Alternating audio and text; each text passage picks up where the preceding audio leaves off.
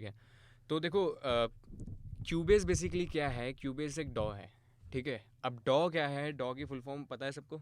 Digital audio work station. लिख लो एक बार, digital audio work station. अब इसी से समझ में आ रहा हो कि ये है क्या, digital audio work station. Basically पहले क्या होता था, पहले के टाइम पे सब था एनालॉग, ठीक है। एनालॉग का मतलब सारे इक्विपमेंट्स, मशीनरी, इन सब के थ्रू रिकॉर्डिंग होती थी। जैसे रिकॉर्डिंग के लिए टेप्स वगैरह आते थे, रिकॉर्डर्स होते थे बड़े बड़े, है ना, बहुत एक्सपेंसिव भी होते थे और बहुत ज़्यादा स्पेस भी लेते थे वो, और बहुत ज़्यादा क्या कहते हैं, मतलब इजी टू यूज़ भी नहीं थे। उसके लिए प्रॉपर एक नॉलेज, प्रॉपर एक ट्रेनिंग, ये सारी चीज़ों के बाद होता था। और दूसरा एक्सपेंसिव बहुत पड़ते थे, क्योंकि एक टेप है वो भर गया तो फिर भर गया, ठीक है, उसके बाद फिर नया टेप, इस अकॉर्डिंगली होता था। तो पहले एनालॉग में ये सब चलता था, रिकॉर्डिंग इन सब के थ्रू होती थी। बट अभी क्या है कि एक बहुत रिवॉल्यूशन आया जब से कंप्यूटर इंट्रोड्यूस हुए। कंप्यूटर इंट्रोड्यूस होने के बाद फिर सॉफ्टवेयर्स आने लगे, छोटे छोटे छोटे छोटे, फिर और अच्छे अच्छे सॉफ्टवेयर्स आने लगे।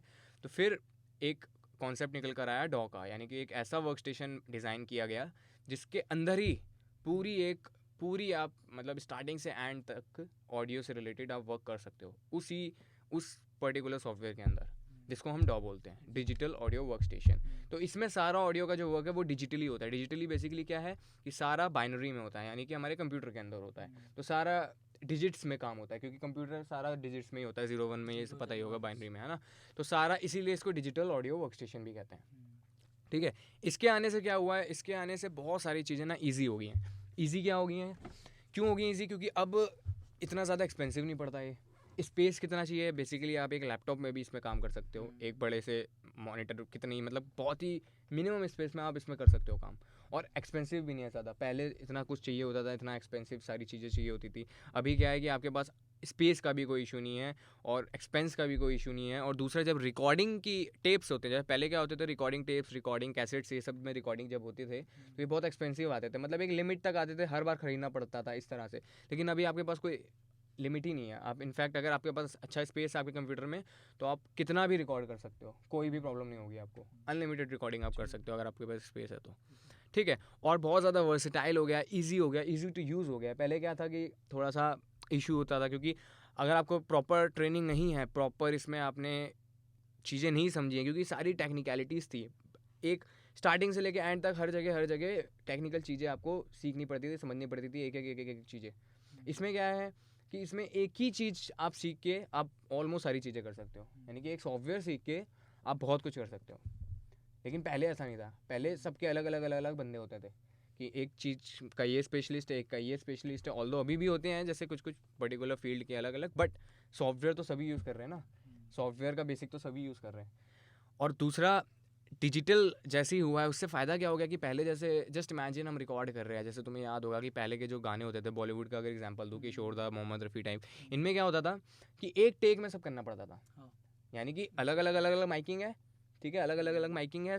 जैसे मान लो 20 इंस्ट्रूमेंट्स हैं, तो 20 इंस्ट्रूमेंटलिस्ट वहाँ पे बैठे हैं और जो सिंगर हैं वो वहाँ पे बैठे हैं, एंड एक रन में सारा रन होगा। और जस्ट इमेजिन कि एक बंदे ने वहाँ पे गलती कर दी तो सारा फिर से रिकॉर्ड होगा। तो यानी कि 20 22 लोग एक टाइम पे वन गो चल रहा है, और ऑब्वियसली ह्यूमन एरर तो आएगा ही आएगा। तो वो अगर गलती हुई तो फिर से री रिकॉर्ड करना है स्टार्टिंग से, गलती चाहे किसी की भी हो। तो कितना ज़्यादा प्रोफेशनलिज्म वहाँ पे रिक्वायर्ड था, और दूसरा इतना ज़्यादा लिमिटेशंस थी। लेकिन अभी क्या है, ऐसा कुछ है ही नहीं। आप 20 लोगों को एक बार एक टाइम पे रिकॉर्ड करके सेव कर सकते हो। लेकिन पहले ऐसा नहीं था, है ना। पहले एक रिकॉर्ड बटन दबता था, और एक बार दबा के उसको बंद किया जाता था, एक बार ऑन होता था, एक बार ऑफ होता था, बस। अब उसमें आपको पूरा लेना होता था। बट ऐसा अब नहीं है, क्यों? क्योंकि बहुत ज़्यादा अलग अलग तरीके से भी आप रिकॉर्ड कर सकते हो, क्योंकि आपके पास डिजिटली आप सेव कर सकते हो इन चीज़ों को। पहले ऐसा नहीं था कि एक करके रिकॉर्ड करें फिर उसको मिक्स करें, ऐसा नहीं होता था। पहले एक टाइम पे ही सब करना होता था, इसीलिए थोड़ी क्वालिटी भी लैक कर। इनफैक्ट मिक्सिंग भी आप उसी टाइम कर रहे हो, रिकॉर्डिंग भी आप उसी टाइम कर रहे हो। म्यूज़िक प्रोडक्शन, जैसे म्यूज़िक आपने डिज़ाइन किया पहले, तो सारा लाइव आपने म्यूज़िक डिज़ाइन किया, यानी कि 20 इंस्ट्रूमेंट अलग अलग सारा डिज़ाइन किया वोकल्स के साथ। उसके बाद आपने रिकॉर्डिंग करी, एंड उसी टाइम पे मिक्सिंग इंजीनियर उसको बैलेंस करेगा कि इस इंस्ट्रूमेंट को इतना रखना है, इस इंस्ट्रूमेंट को इतना लाउड रखना है, अलग अलग चीज़ें करेगा। EQ भी करेगा, कंप्रेशन भी करेगा, जो करना है उसी टाइम जो भी करेगा वो करेगा, एंड वन गो में स्टार्ट होगा और ऑफ होगा मिक्सिंग मास्टरिंग भी रिकॉर्डिंग के उसी टाइम पे। हाँ इनफैक्ट ये मैं स्टार्टिंग के एरा का बता रहा हूँ, धीरे धीरे फिर चीज़ें चेंज होती रही, लेकिन स्टार्टिंग में इतनी प्रॉब्लम। तो इसमें क्या है कि बहुत ज़्यादा लिमिटेड थे हम, हमारे पास कोई ऑप्शन नहीं होता था, एक ही बार में करना है जो करना है। एक ही बार में परफेक्शन आ गई तो आ गई, नहीं तो फिर ख़राब। अब वो इतने लोग हैं, टेक्निकल टीम भी है, आर्टिस्ट लोग भी हैं, अब किसी की भी गलती हुई, मान लो रिकॉर्डिंग में कुछ गलती होगी तो भी उन लोगों को फिर से रिकॉर्ड करना पड़ेगा। लेकिन अब ऐसा कोई प्रॉब्लम नहीं है, इसका मतलब है हम लोग बहुत ही अच्छे एरा में हैं जिसमें हम लोग बहुत कुछ ईजिली कर सकते हैं। लेकिन सैड जो बात है ये है कि अब जितना ईजी होता जा रहा है लोग मेहनत कम करते जा रहे हैं और टैलेंट कम होता जा रहा है। ऑल्दो अभी भी बहुत अच्छे अच्छे लोग हैं जो अच्छा अच्छा काम कर रहे हैं, बट तुम्हें भी पता है मेन स्ट्रीम में जो आजकल लोग चल रहे हैं वो उतने टैलेंटेड नहीं है, लेकिन तब भी चल रहे हैं। क्यों? क्योंकि ईजी हो गया है, ईजी चीज़ें हो गई हैं, बस उनको पता है कि ऑडियंस को क्या चाहिए, उस अकॉर्डिंगली कुछ एक बना के दे दिया, बस चल गए। बट अल्टीमेटली जो पहले का टैलेंट था और अभी के टैलेंट टैक्स को भी कंपेयर करोगे कुछ लोगों को छोड़ के, तो मेजोरिटी जो है उससे तुम्हें ज़मीन आसमान का फ़र्क दिखेगा कि इतनी ज़्यादा इजी चीज़ें होने के बाद भी अब लोग इसका फ़ायदा उठा रहे हैं। लेकिन इसको अच्छे के लिए यूज़ नहीं कर रहे हैं, लेकिन इसका एक तरीके से फ़ायदा उठा के बस अपना काम निकाल रहे हैं। बट हमें इस तरह से नहीं रखना है एटीट्यूड, हमें रखना है कि हम अपना बेस्ट टू बेस्ट दें। अगर हमारे लिए कुछ ईजी हुआ है तो उसको हमारा जो एक्सपैंड होना चाहिए, जो हमारा वर्क है वो और एक्सपैंड होना चाहिए। बेसिकली ये हमारा वर्क फ्लो ही तो ईजी हुआ है, हमारा जो वर्क करने का तरीका है, जो चीज़ें हैं वही ईजी हुई है ना, टैलेंट तो वही है। इनफैक्ट हम और अगर वो लोग अब होते इस एरा में तो वो लोग क्या ही कर देते, क्योंकि इतना इजी है सब कुछ करना। अब पहले, हाँ एग्जैक्टली, पहले के लोगों को इतने बड़े बड़े स्टूडियो चाहिए थे काम करने के लिए, इतना कुछ, इतना वर्क स्टेशन का मतलब क्या है, एक बड़ा सा स्टूडियो, बड़ी सा, अब 20 लोगों को एक कमरे में तो रिकॉर्ड करोगे नहीं, उसके लिए प्रॉपर एक बड़ा हॉल वाला स्टूडियो चाहिए, इतना कुछ चाहिए। तो कितना इन्वेस्टमेंट था वहाँ पे, कितना कुछ था। लेकिन अब आप इनफैक्ट एक मेट्रो में चलते हुए भी अपने लैपटॉप में म्यूज़िक बना सकते हो, चीज़ें कर सकते हो, जो लोग कर भी रहे हैं। तो इतना इजी हो गया, लेकिन तब भी वो बात नहीं ला रहे हैं लोग जो लानी चाहिए। तो हमें वो चीज़ अलग बात है, हमें उस पर अलग तरीके से काम करना होगा। बाकी वर्क स्टेशन का ये फ़ायदा है डिजिटल होने के बाद, ठीक है। अब डिजिटल डॉ में अलग अलग तरह के डॉज हैं, मार्केट में अवेलेबल हैं। जैसे कुछ पॉपुलर के नाम मैं बता देता हूँ, लिख लो ताकि इन फ्यूचर याद रहें। एक तो ऑब्वियसली क्यूबेस है जो हमारे सामने ही है, बिल्कुल क्यूबेस, ठीक है। क्यूबेस स्टर्नबर्ग का है। अब बहुत ज़्यादा जो इंडस्ट्री है, जो बहुत ज़्यादा लोग, मैक्सिमम लोग यूज़ यही करते हैं, ठीक है। प्रो टूल्स है एक, एविड का है ये प्रो टूल्स, ठीक है। और आपका आजकल जो चल रहा है बिल्टन, वो भी बहुत ज़्यादा चल रहा है, ठीक है। हाँ, और तुम्हारा और डॉज लॉजिक प्रो, लॉजिक बेसिकली लेकिन मैक का ही है, वो विंडोज़ वगैरह में आप नहीं चला सकते, सिर्फ मैक में चलता है, ठीक है। तो लॉजिक प्रो बहुत ज़्यादा फेमस है। इनफैक्ट इंडिया में तो ए आर रहमान ने फेमस कर दिया, क्योंकि ए आर रहमान प्रोडक्शन वगैरह लॉजिक में ही करते हैं ज़्यादातर, ठीक है। और भी हैं कुछ अलग, ठीक है। जो में, हाँ, स्टूडियो वन है, और प्रिसोनस का, और तुम्हारा रीपर है एक, हाँ रीपर है एक, रीज़न है, रीज़न लेकिन अल्टीमेट, अब एफएल को भी लोग डॉ में गिनते हैं, बट प्रॉपर डॉ नहीं है, लेकिन एफएल स्टूडियो भी लिख सकते हो आप, ठीक है तो वो भी एक वर्क स्टेशन ही, ठीक है। और भी अलग कंपनियां कुछ ना कुछ कभी ना कभी इंट्रोड्यूस करते रहते हैं, बट ये 3-4 जो हैं, जैसे प्रो टूल्स, क्यूबेस, नुएंडो भी है एक, नुएंडो क्यूबेस का ही भाई है एक तरीके से। बट क्यूबेस को स्टर्नबर्ग इंट्रोड्यूस करता है म्यूज़िक प्रोडक्शन के लिए, वो प्रेफर करते हैं कि म्यूज़िक प्रोडक्शन, मिक्सिंग मास्टरिंग के लिए। और जो नुएंडो है उसको वो लोग इंट्रोड्यूस करते हैं फिल्म डिज़ाइनिंग, साउंड डिज़ाइनिंग और मिक्सिंग मास्टरिंग वगैरह के लिए। तो है ऑलमोस्ट सेम ही, जब तुम इनको खोल के देखोगे, देखने में भी एक जैसे हैं, काम भी एक करते हैं, बस थोड़ा सा जो एक स्पेशलिटी है उसको थोड़ा सा डिफरेंट कर दिया है कि ये तुम म्यूज़िक प्रोडक्शन के लिए यूज़ करो, ये तुम डिज़ाइनिंग वगैरह के लिए यूज़ करो। तो जो वो प्लगइन्स वगैरह भी देते हैं तो उसी अकॉर्डिंगली देते हैं कि क्यूबेस में म्यूज़िक के लिए, म्यूज़िक से रिलेटेड चीज़ें देते हैं, और उसमें डिज़ाइनिंग प्लगइन्स वगैरह जो एडिटिंग वगैरह इन सब के लिए यूज़ होती हैं, इनसे रिलेटेड देते हैं, ठीक है। तो ये कुछ मेजर हैं, नुएंडो, क्यूबेस, प्रो टूल्स और आपका लॉजिक प्रो, जो इंडस्ट्री में ज़्यादातर लोग यूज़ करते हैं। अब इसमें ऐसा कुछ भी नहीं है कि लॉजिक ज़्यादा अच्छा है या क्यूबेस ज़्यादा अच्छा है या प्रो टूल्स ज़्यादा अच्छा है। ये सिंपल सी बात है, 2 गाड़ियाँ हैं, एक गाड़ी किसी को पसंद होगी, एक गाड़ी किसी को पसंद होगी। अब अगर मैं ये बोलूँ कि जो गाड़ी मुझे पसंद है वही बेस्ट है, तो मैं गधा हूँ, सिंपल सी बात है। सब गाड़ियों का अपना अपना रोल है, सबका अपना अपना टेस्ट है, और काम सबका सेम है। जो ये काम कर रहा है वही वो काम कर रहा है। बहुत सारे ऐसे किया गया है कि क्या क्यूबेस का भी कुछ, मतलब इनमें कुछ फ़र्क आता है, बट ऐसा कुछ भी फ़र्क नहीं पाया गया, सेम है सब। बस फ़र्क कहाँ है, आपके लिए फ़र्क है कि आपको हो सकता, अब जैसे मेरे को क्यूबेस मैं बहुत यूज़ करता हूँ, मैंने ऑल्दो प्रो टूल्स भी सीखा है, प्रो टूल्स भी यूज़ किया है, लॉजिक को भी यूज़ किया है, बट मैंने जो मैक्सिमम यूज़ किया है वो क्यूबेस यूज़ किया है। तो मेरे लिए सबसे ईजी टू यूज़ इस टाइम पे क्यूबेस है, अब प्रो टूल्स मैं यूज़ करूँगा, खोलूँगा तो मैं कर लूँगा, लेकिन मेरे को थोड़ा सा एडजस्ट होना पड़ेगा। अब सिंपल सी बात है, अगर मैं एक गाड़ी 4-5 साल से चला रहा हूँ, अब एकदम से नई गाड़ी में चलाऊँ, गाड़ी चला लूँगा, अब ऐसा तो नहीं है गाड़ी नहीं चला पाओगे, लेकिन थोड़ा सा एडजस्ट होने में टाइम लगता है कि यार वो फ्लो नहीं बन रहा जो क्यूबेस में, यानी कि दूसरी गाड़ी में। तो वही वाली बात है। और ये गाड़ियाँ अलग अलग हैं देखने में और फीचर्स में, लेकिन काम सबका अल्टीमेटली एक ही है, चलना, है ना, वो वाली बात है। तो अभी जो हम स्टार्ट कर रहे हैं क्यूबेस से कर रहे हैं, आपको प्रो टूल्स भी यहाँ पे थोड़ा सा सिखाएंगे एंड में, एंड लॉजिक भी सिखाएंगे, इनके थोड़े से जो अलग अलग चीज़ें हैं वो। लेकिन ऐसा कुछ नहीं है कि आप, कुछ लोग होते हैं जो मल्टी डॉज में रहते हैं, जैसे कुछ इंजीनियर्स होते हैं जो सारे डॉज यूज़ करते हैं, बट मैंने जो प्रैक्टिकली देखा है उन लोगों की स्पीड थोड़ी सी लिमिटेड होती है। तो अगर एक ही उसमें काम करोगे, एक ही पर्टिकुलर डॉ में काम करोगे पूरे टाइम, तो आपकी स्पीड थोड़ी सी ज़्यादा बढ़ जाती है। तो ये बात है थोड़ा सा, इसीलिए अभी स्टार्टिंग हम क्यूबेस से करेंगे। सारा जो भी चीज़ें हैं, मतलब गाड़ी चलाते कैसे हैं वो मैं क्यूबेस में सिखाऊंगा। उसके बाद जब आपको गाड़ी चलानी आ जाएगी, उसके बाद एक दो जो बाकी के डॉस हैं वो भी इंट्रोड्यूस करेंगे, ठीक है।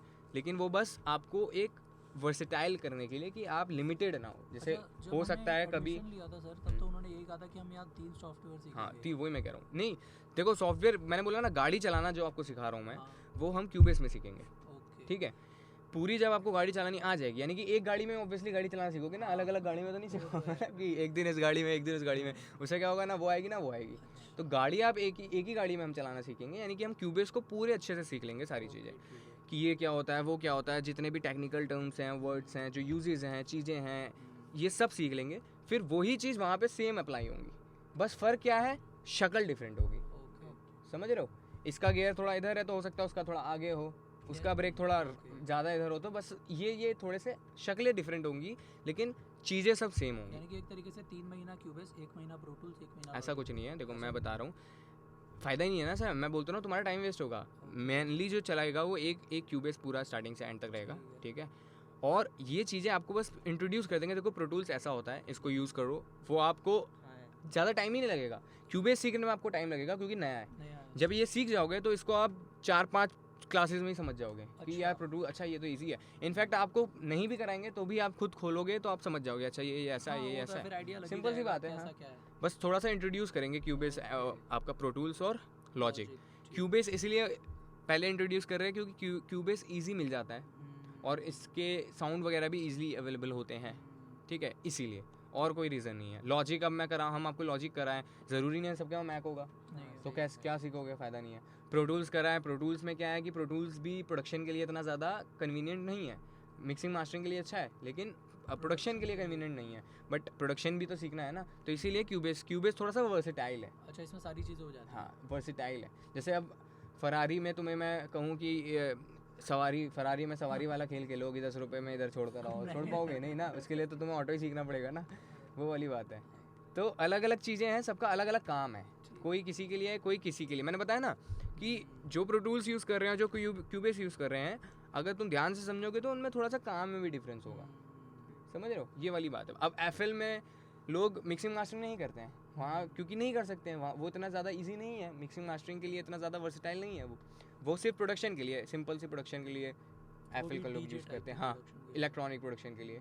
तो ये है, और ये प्रॉपर वर्क स्टेशन है, ये प्रॉपर आपको इसमें सारी चीज़ें मिलेंगी स्टार्टिंग से एंड तक, सब कुछ आप सोच भी नहीं सकते, इसमें आप वो चीज़ें कर सकते हो, समझ रहे हो। मतलब अगर कोई इन्वेस्ट कर रहा है इसके वो खरीदने में, जो प्लगइन्स वगैरह आते हैं, वो फिर किसी एक में ही करना चाहिए। जो देखो थर्ड पार्टी प्लगइन्स होते हैं वो तो आप किसी में भी चला सकते हो, वो मतलब अगर वो क्यूबेस के लिए तो प्रो टूल्स में भी चल जाएंगे। नहीं, देखो एक तो होता है जो ये कंपनियां अपने बनाते हैं, जैसे स्टीनबर्ग अपनी कुछ प्लगइन्स, जैसे जो स्टॉक प्लगइन्स होते हैं वो क्यूबेस अपना बनाएगा, तो जब क्यूबेस अपना बनाएगा तो वो ऑब्वियसली क्यूबेस में ही चलेंगे, है ना। प्रो टूल्स अपने बनाता है कुछ स्टॉक प्लगइन्स, तो हर कोई अपने अपने स्टॉक प्लगइन्स बनाता है। तो वो क्या होता है, जैसे मैंने मान लो 40,000 का एक प्रो खरीदा, क्यूबेस प्रो, तो उसके साथ मेरे को सिर्फ सॉफ्टवेयर नहीं मिल रहा है, मेरे को सारे स्टॉक प्लगइन्स, स्टॉक साउंड्स, ये सब भी मिल रहे हैं, स्टॉक म्यूजिक, ये सब भी मिल रहा है प्रोडक्शन के लिए। अब वो चीज़ें मैं दूसरे में नहीं चला सकता हूँ, लेकिन जो थर्ड पार्टी होती हैं, जो बाकी जैसे वेव्स बनाती हैं अपने अलग अलग, साउंड टॉयज हो गए, ठीक है, तुम्हारा अलग अलग कंपनियां जो हैं, ये सब थर्ड पार्टी जिन्हें हम कहते हैं, थर्ड पार्टी प्लगइन्स, ये सब अपने बनाते हैं, तो इन्हें आप किसी भी डॉ में चला सकते हो, ये बात। इनका ये नहीं होता, नहीं, ऐसा नहीं है, नहीं ऐसा नहीं है, ये आप किसी भी डॉ में चला सकते हो, प्रो टूल्स में भी, लॉजिक में भी, एफएल में भी, रिपर में भी, एबल्टन में भी, कहीं बंदा किसी एक में इन्वेस्ट कर रहा है, नहीं, ऐसा नहीं है, फिर दूसरे के लिए दूसरी नहीं ऐसा नहीं है, वो आपको मिला है बस उसको इंस्टॉल करो और हर जगह चलाओ। इनफैक्ट एक ही टाइम पे आप हर जगह अलग अलग डॉम में चला सकते हो, एक ही टाइम पे, ऐसा भी नहीं है कि एक टाइम पे एक ही में चलेगा, ऐसा भी नहीं है, हर जगह आप चला सकते हो। जो थर्ड पार्टी है, जो इनके अपने हैं स्टॉक, वो तो इसी में चलेंगे, ठीक है। तो अब क्यूबेस को समझते हैं कैसा है, क्यूबेस दिखता कैसा है। क्यूबेस देखो अभी जो चल रहा है क्यूबेस वो मेरे ख्याल से 10.5 है इस टाइम पे लेटेस्ट जो चल रहा है, यहाँ पे 6 अवेलेबल है, ठीक है। तो 6 और 10.5 में क्या फ़र्क आया वही मैंने बताया, थोड़े थोड़े फीचर्स ऐड हुए हैं, कुछ कुछ चीज़ें कटी गई हैं बस, बाकी अल्टीमेटली सब सेम चीज़ है। जैसे एक गाड़ी है, एक गाड़ी का मॉडल अपग्रेड हो गया सेम गाड़ी का, तो उसमें ऑब्वियसली थोड़ा सा लेटेस्ट हाँ फीचर्स ऐड हुए हैं, बाकी सब कुछ सेम है, ठीक है। तो इसको वैसे सर 10.5 के ना मैंने काफ़ी डाउनलोड्स और भी देखे, उसमें सिर्फ एक प्रोलोग है स्टॉक प्लगइन मेरे पास जो नहीं मैं तुम्हें दे दूंगा, उसमें तो सब है। क्यूबेस सीख लो थोड़ा सा पहले, उसके बाद मैं तुम लोगों को वो दे दूंगा, एक लिंक दे दूंगा या फिर कुछ डेटा ला के दे दूंगा, जिससे उसमें साउंड की डेटा भी मिल जाएगा तुम्हें, मतलब प्लगइन्स भी मिल जाएंगे और क्यूबेस वगैरह भी मिल जाएगा, इसलिए पूरा जो एक्चुअल वर्जन है बिना किसी लिमिट के। सर मैंने ना एफएल के जो DLL फाइल जो प्लगइन्स हैं ना, जो स्टॉक प्लगइन, उसके कुछ कुछ जैसे कि VST इंस्ट्रूमेंट वगैरह, वो मैंने क्यूबेस में भी चलाए हैं सर, उसको ना उधर से कॉपी करके उसमें क्योंकि क्रैक था वो, अच्छा ऐसा इसलिए चल गए। हाँ क्योंकि वो रहते हैं ना इनके रीवायर्स होते हैं, हाँ वो पकड़ लेते हैं, रीवायर्स में एबल्टन भी पकड़ता है, आपको वो भी देना होता है, क्या कहते हैं वो भी चलते हैं इनके जैसे लाइसेंस होते हैं, तो बिना लाइसेंस के कुछ भी नहीं खुलता है, तो क्रैक में ऐसा कुछ सीन नहीं होता है, तो चल जाते हैं। अब जैसे आपने क्यूबेस आपने प्रोड्यूस का लाइसेंस लगाया, अब आप क्यूबेस के प्लगइन चलाओगे तो आएगा ही नहीं, उसके लिए फिर क्यूबेस का लाइसेंस लगाना होगा, तो वहाँ पे चल जाएगा, अगर वो आप उनको बता दोगे कि मतलब जाके राउट कर दोगे कि यहाँ से ये प्लगइन्स भी आप ले लो तो। बट अल्टीमेटली बात वही होती है कि ज़रूरत ही नहीं है, क्योंकि जो इनके प्लगइन्स हैं वो उनके प्लगइन्स ऑलमोस्ट सेम ही होते हैं जो रॉ होते हैं, मेन जो लोग यूज़ करते हैं वो थर्ड पार्टी यूज़ करते हैं, ये होता है, ठीक है। तो अब जब हम जैसे क्यूबेस खोलते हैं, मैं बहुत बेसिक से स्टार्ट करूँगा, बहुत सिंपल तरीके से, ताकि समझ में आए चीज़ें, है ना। अब जैसे ही मैंने क्यूबेस खोला तो सबसे पहले मेरे पास एक ये विंडो आई है, अभी का जो क्यूबेस है उसमें भी ऐसी विंडो आएगी, लेकिन हो सकता है थोड़ा सा डिफरेंट तरीके से है, लेकिन चीज़ें यही होंगी। अब स्टार्टिंग से देखते हैं, सबसे पहले क्या है, सबसे पहले यहाँ पे रीसेंट लिखा है। रीसेंट बेसिकली कुछ नहीं है, ये जो भी हमने रीसेंट प्रोजेक्ट्स में काम किया होगा इस पर्टिकुलर सॉफ्टवेयर के अंदर, तो वो सारी चीज़ें ये दिखा रहा है कि इन प्रोजेक्ट्स में हमने काम किया है। अगर मेरे को इनमें से कोई एक प्रोजेक्ट खोलना है तो मैं उसमें डबल क्लिक करूँगा, वो खुल जाएगा, या ओपन करूँगा खुल जाएगा, ठीक है। लेकिन हमें अभी रिसेंट का कुछ नहीं करना है। बाकी जो है ये रिकॉर्डिंग क्या है, रिकॉर्डिंग अब ये बेसिकली तुमने देखा होगा, ये कुछ प्रीसेट्स टेम्पलेट्स होते हैं कि आइडिया के लिए, जैसे कि इन्होंने एक रिकॉर्डिंग के कुछ 5 टेम्पलेट्स बना दिए। जैसे मान लो मेरे को अकूस्टिक गिटार और वोकल रिकॉर्ड करने हो, तो मैं इसको क्लिक करूँ, इसको ओपन कर लूँ यहाँ से, तो क्या होगा, मेरे को ये 2 ट्रैक दे देंगे, एक वोकल का ट्रैक दे देंगे, एक गिटार का ट्रैक देंगे, जिसमें मैं रिकॉर्डिंग कर सकता हूँ। ये बेसिकली बिगनर्स के लिए बहुत ज़्यादा है कि एक प्रीसेट्स टाइप उन्होंने सेट करा हुआ है, टेम्पलेट दे रखा है, उसको खोलूँ मैं और उसमें ये मेरे पास आ जाए। सेम चीज़ है, अगर मेरे को स्कोरिंग करनी है तो उसके कुछ ऑप्शंस दे रखे हैं, ये तुम्हें अगर समझना हो तो तुम समझ सकते हो खोल के देख के। Scoring basically background scoring, music production जो होता है, जो बैकग्राउंड स्कोर होता है, जो मूवीज़ वगैरह में जो म्यूज़िक पीछे आता है ना बैकग्राउंड सीन के, वो स्कोरिंग। अब उस तरह का कुछ करना हो तो उन्होंने कुछ टेम्पलेट्स दे रखे हैं अलग से, ठीक है। प्रोडक्शन यानी कि म्यूज़िक प्रोडक्शन वगैरह बेसिक सा कुछ production, pop, hip hop, rock, अलग अलग जॉनर के दे रखे हैं इन्होंने, ब्लूज़। ट्रैक्स होंगे, मान लो डांस प्रोडक्शन है तो उसमें ऑलरेडी ग्रूव एजेंट, उसमें ऑलरेडी अगर इसमें सब कुछ इंस्टॉल्ड है हमारे पास, जो भी इससे रिलेटेड साउंड है, तो उसमें एक सैम्पल बना के रखा हुआ है। सैम्पल है बेसिकली ये, कि देखने के लिए कि यार अच्छा ये प्रोडक्ट, ये इस तरह का, मतलब 1-2 ट्रैक में इन्होंने बना रखा होगा ट्रैक, आपको समझाने के लिए कि ऐसे ऐसे प्रोडक्शन होता है। अब ये मास्टरिंग भी एक वो होता है, स्टूडियो मास्टरिंग, जैसे मिक्सिंग मास्टरिंग होती है, उसके लिए इन्होंने एक प्रीसेट बना रखा है कि आप सीधे यहाँ पे जाओ और आपको मास्टरिंग के प्लगइन्स और जो भी ट्रैक्स होंगे वो वहाँ पे ऑलरेडी मिलेंगे, ठीक है। लेकिन हमें इसमें से कुछ भी नहीं करना। अब हम मोर में आएंगे तो मोर में यहाँ पे क्या मिल रहा है, मोर में भी इन्होंने एक किसी ने यहाँ पे डाल दिया होगा, ये भी प्रीसेट है। डिफ़ॉल्ट एम्प्टी क्या है, डिफ़ॉल्ट बेसिकली जो भी हमने एक डिफ़ॉल्ट सेटिंग की होगी, खोलते ही वो आएगा यहाँ पे। एम्प्टी में पूरा वर्क स्टेशन जो भी आपको मिलेगा, वर्क स्टेशन जो भी विंडो मिलेगी वो पूरी ब्लैंक मिलेगी, यानी खाली। हमें ये करना है। अब ऊपर का समझ में आ गया सारा, ठीक है। अब नीचे क्या है, नीचे ऊपर इस साइड लिखा है ओपन अदर, इधर लिखा है कैंसिल, इधर लिखा है कंटिन्यू। ओपन अदर बेसिकली क्या है कि अगर मान लो मेरे को कोई एक पर्टिकुलर प्रोजेक्ट खोलना है क्यूबेस के अंदर, मतलब मैंने सेव कर रखा है वहाँ पे, तो वो प्रोजेक्ट खोलना है, तो उसके लिए मेरे को ढूंढना पड़ेगा ऑब्वियसली। तो मैं क्या करूँगा, यहाँ से ओपन अदर में जाऊँगा। अब जहाँ पे भी वो पाथ है मैं ढूंढूंगा कि यार मेरे को ये वाला प्रोजेक्ट खोलना है, या इधर मान लो मैंने कहीं डेस्कटॉप में गया, हाँ, लेकिन रिसेंट में सब नहीं आएगा ना। रिसेंट में तो अभी आएगा जो रिसेंट, मान लो मैंने 2 साल पहले काम किया, अब वो रिसेंट में थोड़ी मिलेगा, अब उसके लिए मेरे को ढूंढना पड़ेगा। तो एक तो है डायरेक्ट यहाँ से फोल्डर में जाओ और CPR में जाके खोल लो, बट एक है कि यहाँ से आप ओपन अदर खोल के यहाँ से, जैसे मान लो मेरे को ये RJ6 खोलना है, अब मैं इस पर जाऊँगा 3D पे जाऊँगा, अब मेरे को ये मिल गई CPR फाइल, अब यहाँ पे जाके ओपन कर दूंगा तो ये मेरा ये फाइल खुल जाएगी। ये तो हो गया ओपन के लिए, ठीक है। एक मिनट फिर से स्टार्टिंग से बताता हूँ मैं। मैक की ये चीज़ समझ नहीं आती, हाँ। आ जाती है लिखी हुई। हाँ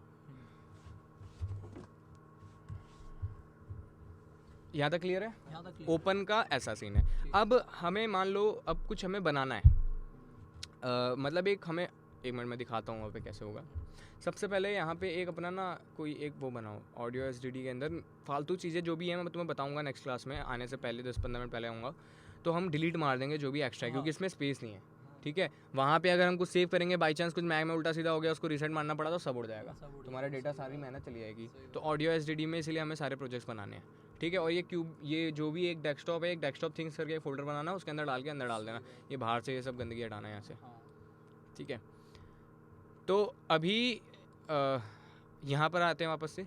अब यहाँ पे क्या है, यूज़ डिफ़ॉल्ट, अभी क्या है इन्होंने डिफ़ॉल्ट लोकेशन एक ऑलरेडी डिसाइडेड है, वो उस पर ले रखा है, लेकिन अब मेरे को वो नहीं करना है, मेरे को एक अपना एक फ़ोल्डर बनाना है, उसके अंदर एक प्रोजेक्ट फ़ोल्डर बनाना है, देन हमें सेव करना है।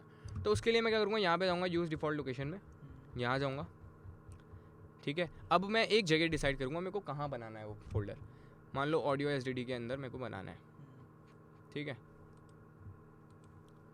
यहाँ पे मैं न्यू फोल्डर, तो हमारा क्या है, साउंड बैच 2020, ठीक है। मैंने यहाँ पे एक फोल्डर क्रिएट किया। अब इसके अंदर तुम लोग अपने अपने नाम के फोल्डर बना लेना। अभी मैं बता देता हूँ क्लास करके एक बना देता हूँ सिंपल सा। इसके अंदर जो भी हम क्लास से रिलेटेड कुछ करेंगे तो वो इसमें हम सेव करेंगे, बाकी तुम अपने अपने नाम का बना लेना इन फ्यूचर के लिए।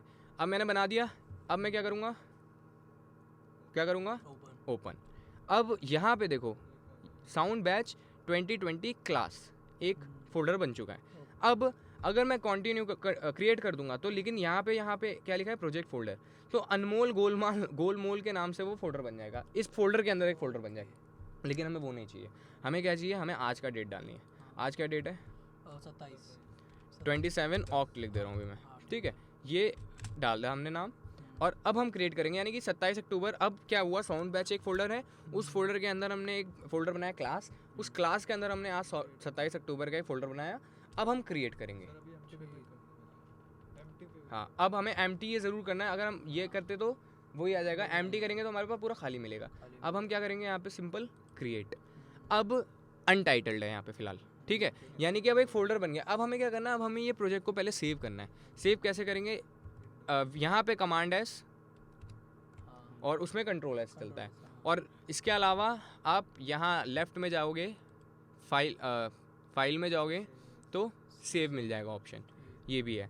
अब यहाँ पे हम डाल देते हैं फिर से जो भी हमें प्रोजेक्ट का नाम डालना है, 27 अक्टूबर, ठीक है। ये मैंने एक बना दिया, अब मैं कर दूँगा सेव। अब यहाँ पे ये आ गया 27 अक्टूबर अमन CPR के नाम से हमारा ये प्रोजेक्ट सेव हो गया है, ठीक है। अब आप जो भी काम करते जाओ, उसके हर 1-2 मिनट बाद कमांड S मारते जाओ, सेव होता जाएगा। ऑटो सेव का भी ऑप्शन है, उसमें एक्टिव करना होगा प्रेफरेंस में जाके, और बाकी एक आदत डाल भी लो अगर ऑटो सेव नहीं भी है तो, हाँ, कि कमांड है, जैसे कुछ भी चेंज किया एक सेव मार दो, क्योंकि नहीं तो क्या होगा कि आपने मान लो 2-2 घंटे सेव नहीं किया है तो सारा ख़राब हो जाएगा। अगर लाइट चली गई या कुछ गड़बड़ हो गया या कुछ भी हो गया तो सब ख़राब हो जाएगा, ठीक है ना। यहाँ तक क्लियर है, किसी को कोई डाउट, ठीक है। अब आगे देखो क्या है, जैसे ही हमने एक प्रोजेक्ट खोला, अब हमारे पास सिंपल सा ये आया कुछ, ठीक है, खाली पड़ा है क्योंकि हमने एम्प्टी सेलेक्ट किया था। यहाँ पे कुछ ऑप्शन है बहुत सारे जो तुम्हें समझ नहीं आ रहे होंगे अभी क्या है क्या नहीं है। इधर कुछ चीज़ें हैं, इधर कुछ चीज़ें हैं, इधर कुछ चीज़ें हैं, ऊपर कुछ चीज़ें हैं, है ना, और यहाँ पे नाम लिखा है, ठीक है, और बाकी सब ब्लैंक है, कुछ भी नहीं है हमारे पास, हमें क्या है क्या नहीं पता, हमें नहीं पता, ठीक है। अब एक एक करके चीज़ें समझेंगे बहुत सिंपल तरीके से। सबसे पहले यहाँ पे क्यूबिस पे क्लिक करते हैं जो लेफ़्ट साइड है, ठीक है। जैसे हम क्यूबिस पे क्लिक करते हैं हमारे पास ऑप्शंस हैं, क्या है, एक तो अबाउट क्यूबेस, यानी कि अगर मैं अबाउट क्यूबेस में करूँगा तो ऑब्वियसली क्यूबेस के बारे में पता चलेगा। सेकंड है प्रेफरेंसेस। प्रेफरेंसेस में क्या आएगा देख लेते हैं एक बार। प्रेफरेंसेस में आपके पास सारी वो चीज़ें आएंगी, जैसे कीज़ की हर चीज़ का शॉर्टकट की है वो यहाँ पर आएगा। इसका जो कलर है, जो भी हम कलर डिसाइड करेंगे जैसे, वो सब आएगा। मतलब बेसिकली इसमें आप सारे इससे रिलेटेड चेंजेस, सेटिंग्स हैं आपके पास, जो भी आप अलग अलग जैसे एडिटिंग में अलग अलग जगह पे चीज़ें चेंज कर सकते हो अपने अकॉर्डिंगली। उसको करके यहाँ पे अप्लाई करके सब चेंजेस आप सेव कर सकते हो। ठीक है, प्रेफरेंसेस में ही आता है। मतलब इससे रिलेटेड, सॉफ्टवेयर से रिलेटेड सारा चेंजेस जो भी आपको चाहिए है वो प्रेफरेंसेस में आपको मिल जाएगा। ठीक है, उसके बाद है सर्विसेज। सर्विसेज में ऑब्वियसली वही प्रेफरेंसेस वगैरह का कि इसका क्या सर्विसेज है। हाइड क्यूबेस, छुपाना हो क्यूबेस को, ठीक है। Hide others and quit Cubase. Quit Cubase मतलब बंद कर दो ऑब्वियसली, ठीक है, क्लियर है। क्यूबेस में हमें सिर्फ ये ऑप्शंस मिलते हैं, यानी कि इसमें हमारे काम का बेसिकली क्या है, ये प्रेफरेंसेस है ना, और एक बंद करना, क्विट करना हो तो, ठीक है। अब हम सेकंड पे आते हैं जिसमें लिखा फाइल। फाइल में क्लिक करते हैं। फाइल में क्या चीज़ें आ रही है, अब यहाँ पे काम की चीज़ें। पहला काम का क्या है, न्यू प्रोजेक्ट्स। अब न्यू प्रोजेक्ट्स का एक शॉर्टकट है जिसको कमांड एन लिख लो ताकि याद रहें। ये शॉर्टकट बेसिकली स्पीड बढ़ाने के लिए है, ठीक है। New project command N. अब ये बहुत बच्चों की तरह ही चीज़ हो रही है क्योंकि बहुत बेसिक है ना। इससे क्या होगा, तुम्हें क्लियर हो जाएगी चीज़ें कि क्या है एग्जैक्टली। इसे विंडो के न्यू हिसाब प्रोजेक्ट से याद करेगा, मैक के हिसाब से? देखो, विंडो में कंट्रोल होगा, मैक में कमांड है बस। हाँ, लेकिन इसमें तो विंडो की है ना, इसमें अजीब। अरे यार अभी इसको छोड़, मतलब ये जस्ट मानो कि कमांड आप चला रहे हो बस। कंट्रोल है ना। हाँ ठीक है। ठीक है। New projects. अब न्यू प्रोजेक्ट्स बेसिकली क्या है कि जैसे मान लो मैंने एक प्रोजेक्ट खोला, अब हमने जो अभी इतनी देर से किया वो हमने एक न्यू प्रोजेक्ट ही बनाया।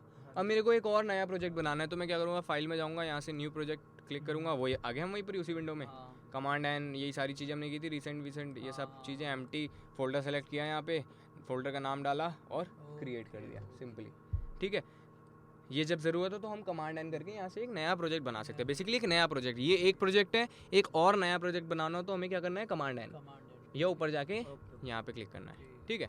New library. New library basically क्या है कि हम लाइब्रेरीज डिज़ाइन कर सकते हैं म्यूज़िक वगैरह से रिलेटेड, ठीक है। अगर हमें कुछ डिज़ाइन करना हो तो यहाँ पे न्यू एक लाइब्रेरी बना के हम डिज़ाइन कर सकते हैं। ऐसे मान लो कुछ मैंने सेव कर लिया तो वो वहाँ पे आ जाएगा डायरेक्ट, ठीक है। अब ओपन क्या है, ओपन का शॉर्ट फॉर्म वही है कमांड ओ। अब ओपन जो मैंने आपको स्टार्टिंग में बताया था, अगर याद होगा आपको, नीचे ओपन अदर्स जहाँ लिखा था, ये वही है। जैसे मैं, अगर मेरे को मान लो अब इसी प्रोजेक्ट में मेरे को एक नया प्रोजेक्ट खोलना है, एक और प्रोजेक्ट खोलना है, तो मैं क्या करूँगा, ओपन करूँगा ऑब्वियसली, ठीक है। पार्ट ढूंढूंगा कहाँ पर है वो प्रोजेक्ट, वहाँ जाऊँगा और CPR में क्लिक करके वो प्रोजेक्ट खोल लूँगा, ठीक है। जिसकी शॉर्ट फॉर्म क्या है, कमांड ओ, कंट्रोल ओ यानी कि। और फिर है ओपन लाइब्रेरी, वही लाइब्रेरी खोलने के लिए, कोई भी एक नई लाइब्रेरी खोलने के लिए, ठीक है। यहाँ पे है क्लोज। क्लोज का क्या है, कमांड W। क्लोज क्या है, बंद कर दिया, यानी कि वो प्रोजेक्ट जो खुला हुआ था वो बंद हो गया, ठीक है। अब मेरे को, हाँ वो क्यूबेस बंद नहीं हुआ, लेकिन क्या बंद हुआ है, प्रोजेक्ट बंद हुआ है। अब मान लो मेरे को वापस से प्रोजेक्ट खोलना है तो मैं क्या करूँगा, क्यूबेस पे जाऊँगा। अगर रिसेंट में, जैसे रिसेंट में देखो मिल गया, रिसेंट में मेरे को वो फाइल मिल गई 27 अक्टूबर अमन, उस पर क्लिक करूँगा और वो आ जाएगा वापस, ठीक है।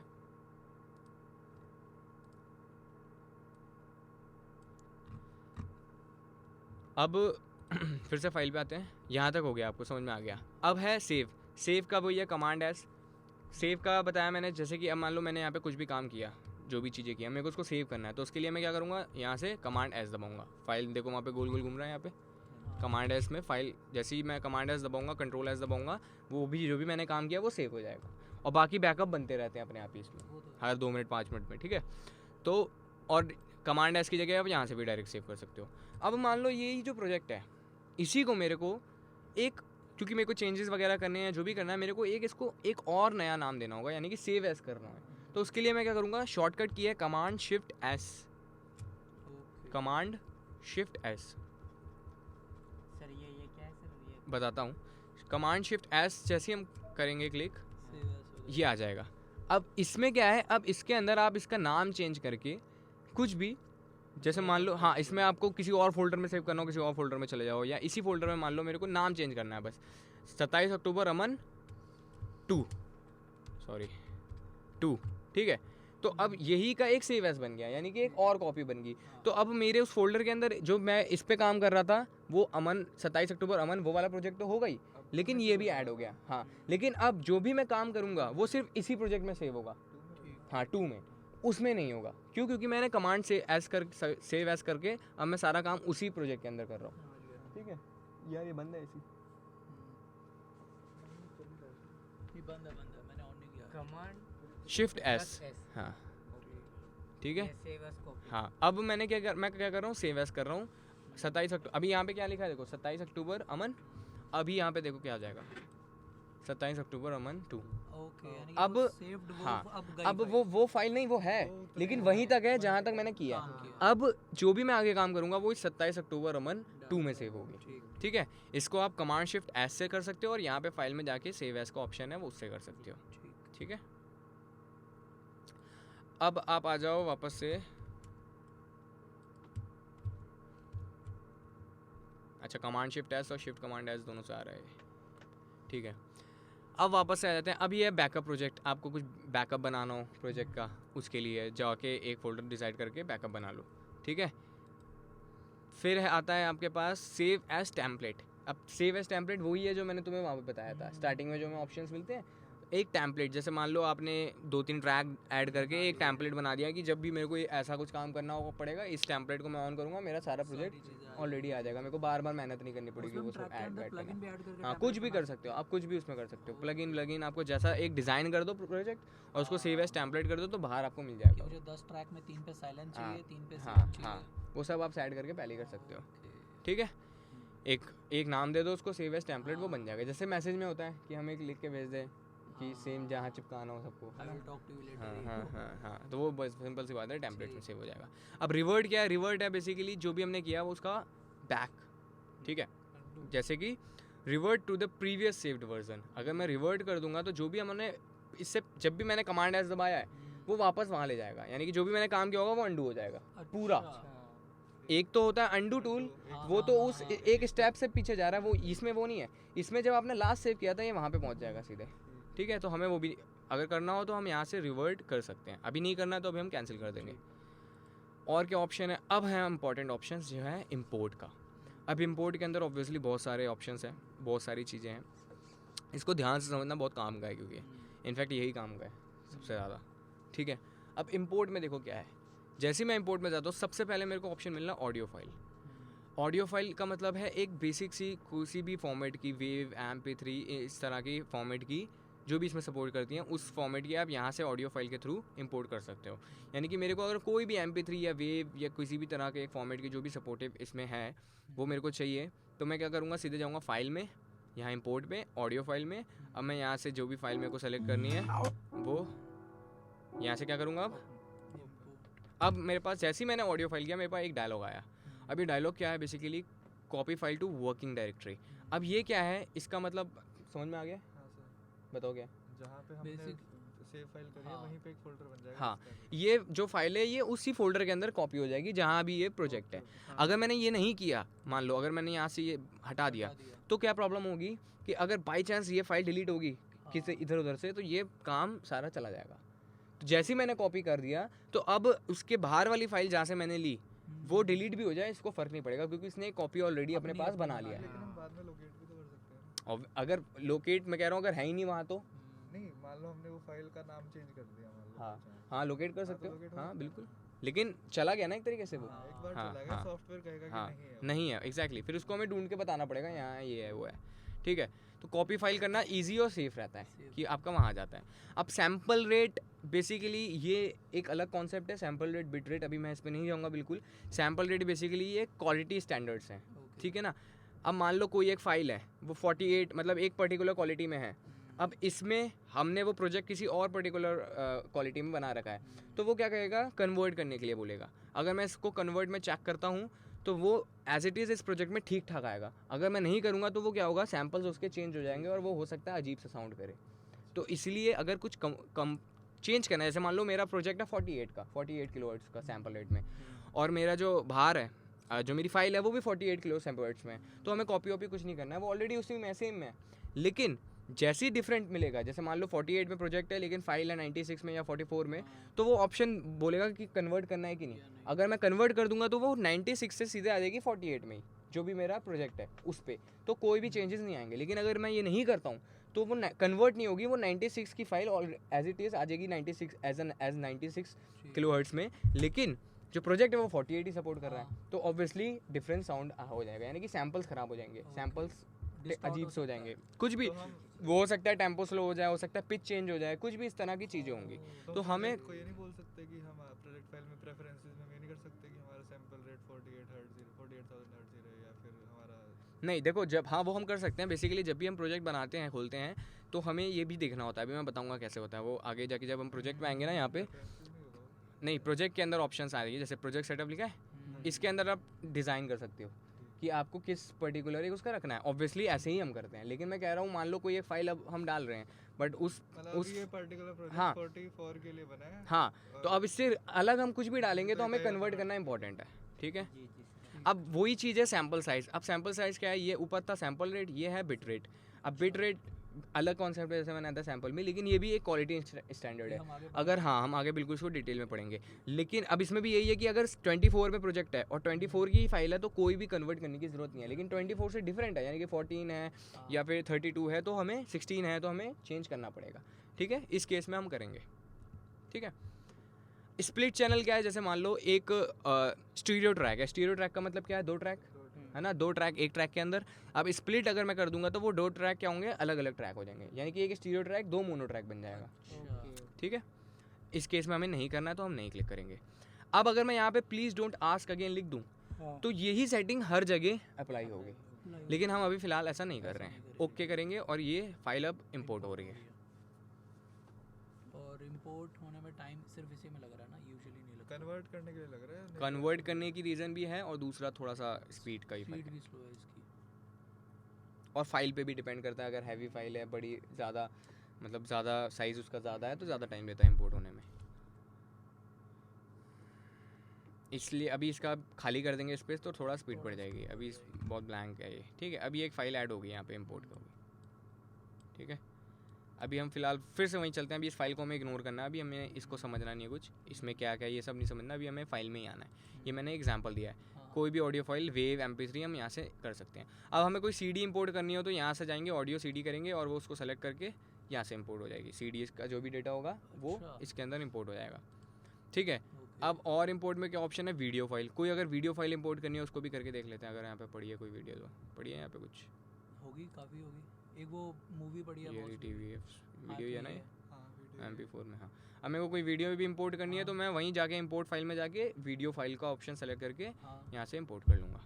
अब इसी प्रोजेक्ट के अंदर वो वीडियो भी इंपोर्ट हो जाएगी, बट वो प्ले वीडियो के तौर पे चलेगी। देखो अभी कैसे चलेगी। अब ऑब्वियसली उसके वीडियो में आप कुछ एडिट नहीं कर सकते हो सॉफ्टवेयर में, ये तो ऑडियो सॉफ्टवेयर है, तो इसके ऑडियो जो होगी उसमें आप कुछ चेंजेस करना चाहो तो कर सकते हो, या उस वीडियो के अकॉर्डिंगली आपको साउंड डिज़ाइनिंग करना हो, बैकग्राउंड करना हो तो उस वीडियो को देख देख के आप सेट कर सकते हो सब कुछ। अब यहाँ पे भी वही सेम चीज़ नहीं पूछेगा, क्यों? क्योंकि ये ऑडियो फाइल नहीं है। ऑडियो फाइल नहीं है, सही बात। अब ये वीडियो फाइल होगी इंपोर्ट, अब बताता हूँ मैं। ये अभी भी आई थिंक इंपोर्ट हो रही है, इंपोर्ट हो गई है बट वही स्लो है क्योंकि अच्छा वो रीज़न है। अब वीडियो आ गई देखो। अरे यार ये फ्लैट बहुत सही है, इसलिए मैंने commonflow.com से सीधा ओनर को कांटेक्ट किया। यहाँ पे मैं क्लिक करूँगा, ये बड़ी हो तो जाएगी। ब्रोकर से भी बात हो गई है। हाँ, ठीक है। वो सब ठीक है, पर उन्होंने तो परसों बुलाया था ना। अब इसकी ऑडियो में मैं आगे पीछे काटा पीटी कुछ भी कर सकता हूँ, कुछ भी चेंज कर सकता हूँ, वीडियो कुछ भी मैं आगे पीछे करके चेंज कर सकता हूँ। इसको मैं मान लो लॉक कर दूँ यहाँ से, ये बताऊँगा ये सारी चीज़ें बाद में, ठीक है। यहाँ पे बेसिकली मैं अब ऑडियो में कुछ भी ऐड कर सकता हूँ, ये गाना इसमें ऐड चला सकता हूँ, मान लो ये बोल दो ना ज़रा इसी वीडियो में। अब देखो यहाँ पे कुछ अटपटा सा लगेगा भी क्योंकि है नहीं उसके कि मेरे दोनों के उतारने पड़ेंगे, तुम अकेले तो नंगे खड़े हुए अजीब लगे। ये देखो अब ये भी चल रहा है, ये भी चल रहा है, दोनों ऑडियो हो गए इसमें। जो आप वीडियो ला रहे हो उसका शॉर्टकट क्या है? F8 तो वीडियो क्यूबेस का ही कोई double video media player click करोगे तो भी आ जाएगा। हाँ, ये क्यूबेस के अंदर ही चल रहा है सब। अच्छा अब म्यूज़िक मतलब बेसिकली अब मैं इसमें कुछ भी इस वीडियो के अंदर अपनी ऑडियो डाल सकता हूँ। अभी फ़िलहाल इसको डिलीट मार देते क्योंकि फिर अटकेगा यहाँ से। अभी ये सब मैं बताऊँगा कैसे किया मैंने, ठीक है। क्लियर है यहाँ तक? कोई वीडियो फाइल इंपोर्ट करनी हो तो फाइल में जाके हो जाएगा। अब आगे ऑप्शन है, अब मान लो किसी भी एक पर्टिकुलर वीडियो से मेरे को उसकी ऑडियो ही चाहिए, सिर्फ वीडियो नहीं चाहिए, तो मैं क्या करूँगा, ऑडियो फ्रॉम वीडियो फाइल जाऊँगा और उस, अब जैसे मान लो यही थी, इसी की मान लो मैंने अब ओपन कर दूंगा, तो ये वीडियो नहीं इंपोर्ट होगी लेकिन इसकी जो भी ऑडियो है वो इंपोर्ट हो जाएगी। तरीके से वीडियो टू ऑडियो कन्वर्ट हो रहा है अभी। कन्वर्ट नहीं हो रहा है, सिर्फ उसकी ऑडियो इंपोर्ट करेगा, ऑडियो एक्सट्रैक्ट हो रही है। हाँ। अब ये स्पीड जो है ये रैम पे, CPU पे, स्पेस पे, SSD, इन सब चीज़ों पे डिपेंड करती है। जो भी इतना टाइम लग रहा है इतना टाइम नहीं लगता है जनरली। इसको खाली करेंगे तो थोड़ा सा स्पीड बढ़ जाएगा। बट मूवी होगी तो टाइम लगेगा ना सर? ऑब्वियसली इसमें ज़्यादा लगेगा, बाकी में कम लगेगा। अब ये देखो ऑडियो यहाँ पर आ गई है, क्लियर है? बिल्कुल सही। हम किसी भी वीडियो का मेरे को डायरेक्ट ऑडियो निकालना हो तो मैं निकाल सकता हूँ। ठीक। अब फिर से जाते हैं आगे, ऑप्शंस क्या है हमारे पास, हमने यहाँ तक कर लिया है। अब है मिडी फाइल। मिडी फाइल एक फॉर्मेट है, जैसे हम कुछ भी प्रोडक्शन करते हैं, जैसे ये मिडी है, इसमें जो भी हम काम करेंगे वो एक पर्टिकुलर फाइल, एक जैसे मान लो मैंने ये है जैसे ऐड मिडी ट्रैक, जैसे ऑडियो ट्रैक्स होते हैं, जैसे ऑडियो फाइल्स होते हैं, वैसे ही एक मिडी फाइल होता है, ठीक है। अब मिडी की फुल फॉर्म क्या है? मिडी की फुल फॉर्म क्या है? ये तो मैंने कभी सोचा भी नहीं।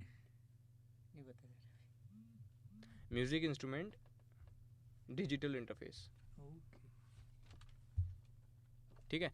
मिडी की फुल फॉर्म है म्यूजिक इंस्ट्रूमेंट डिजिटल इंटरफेस।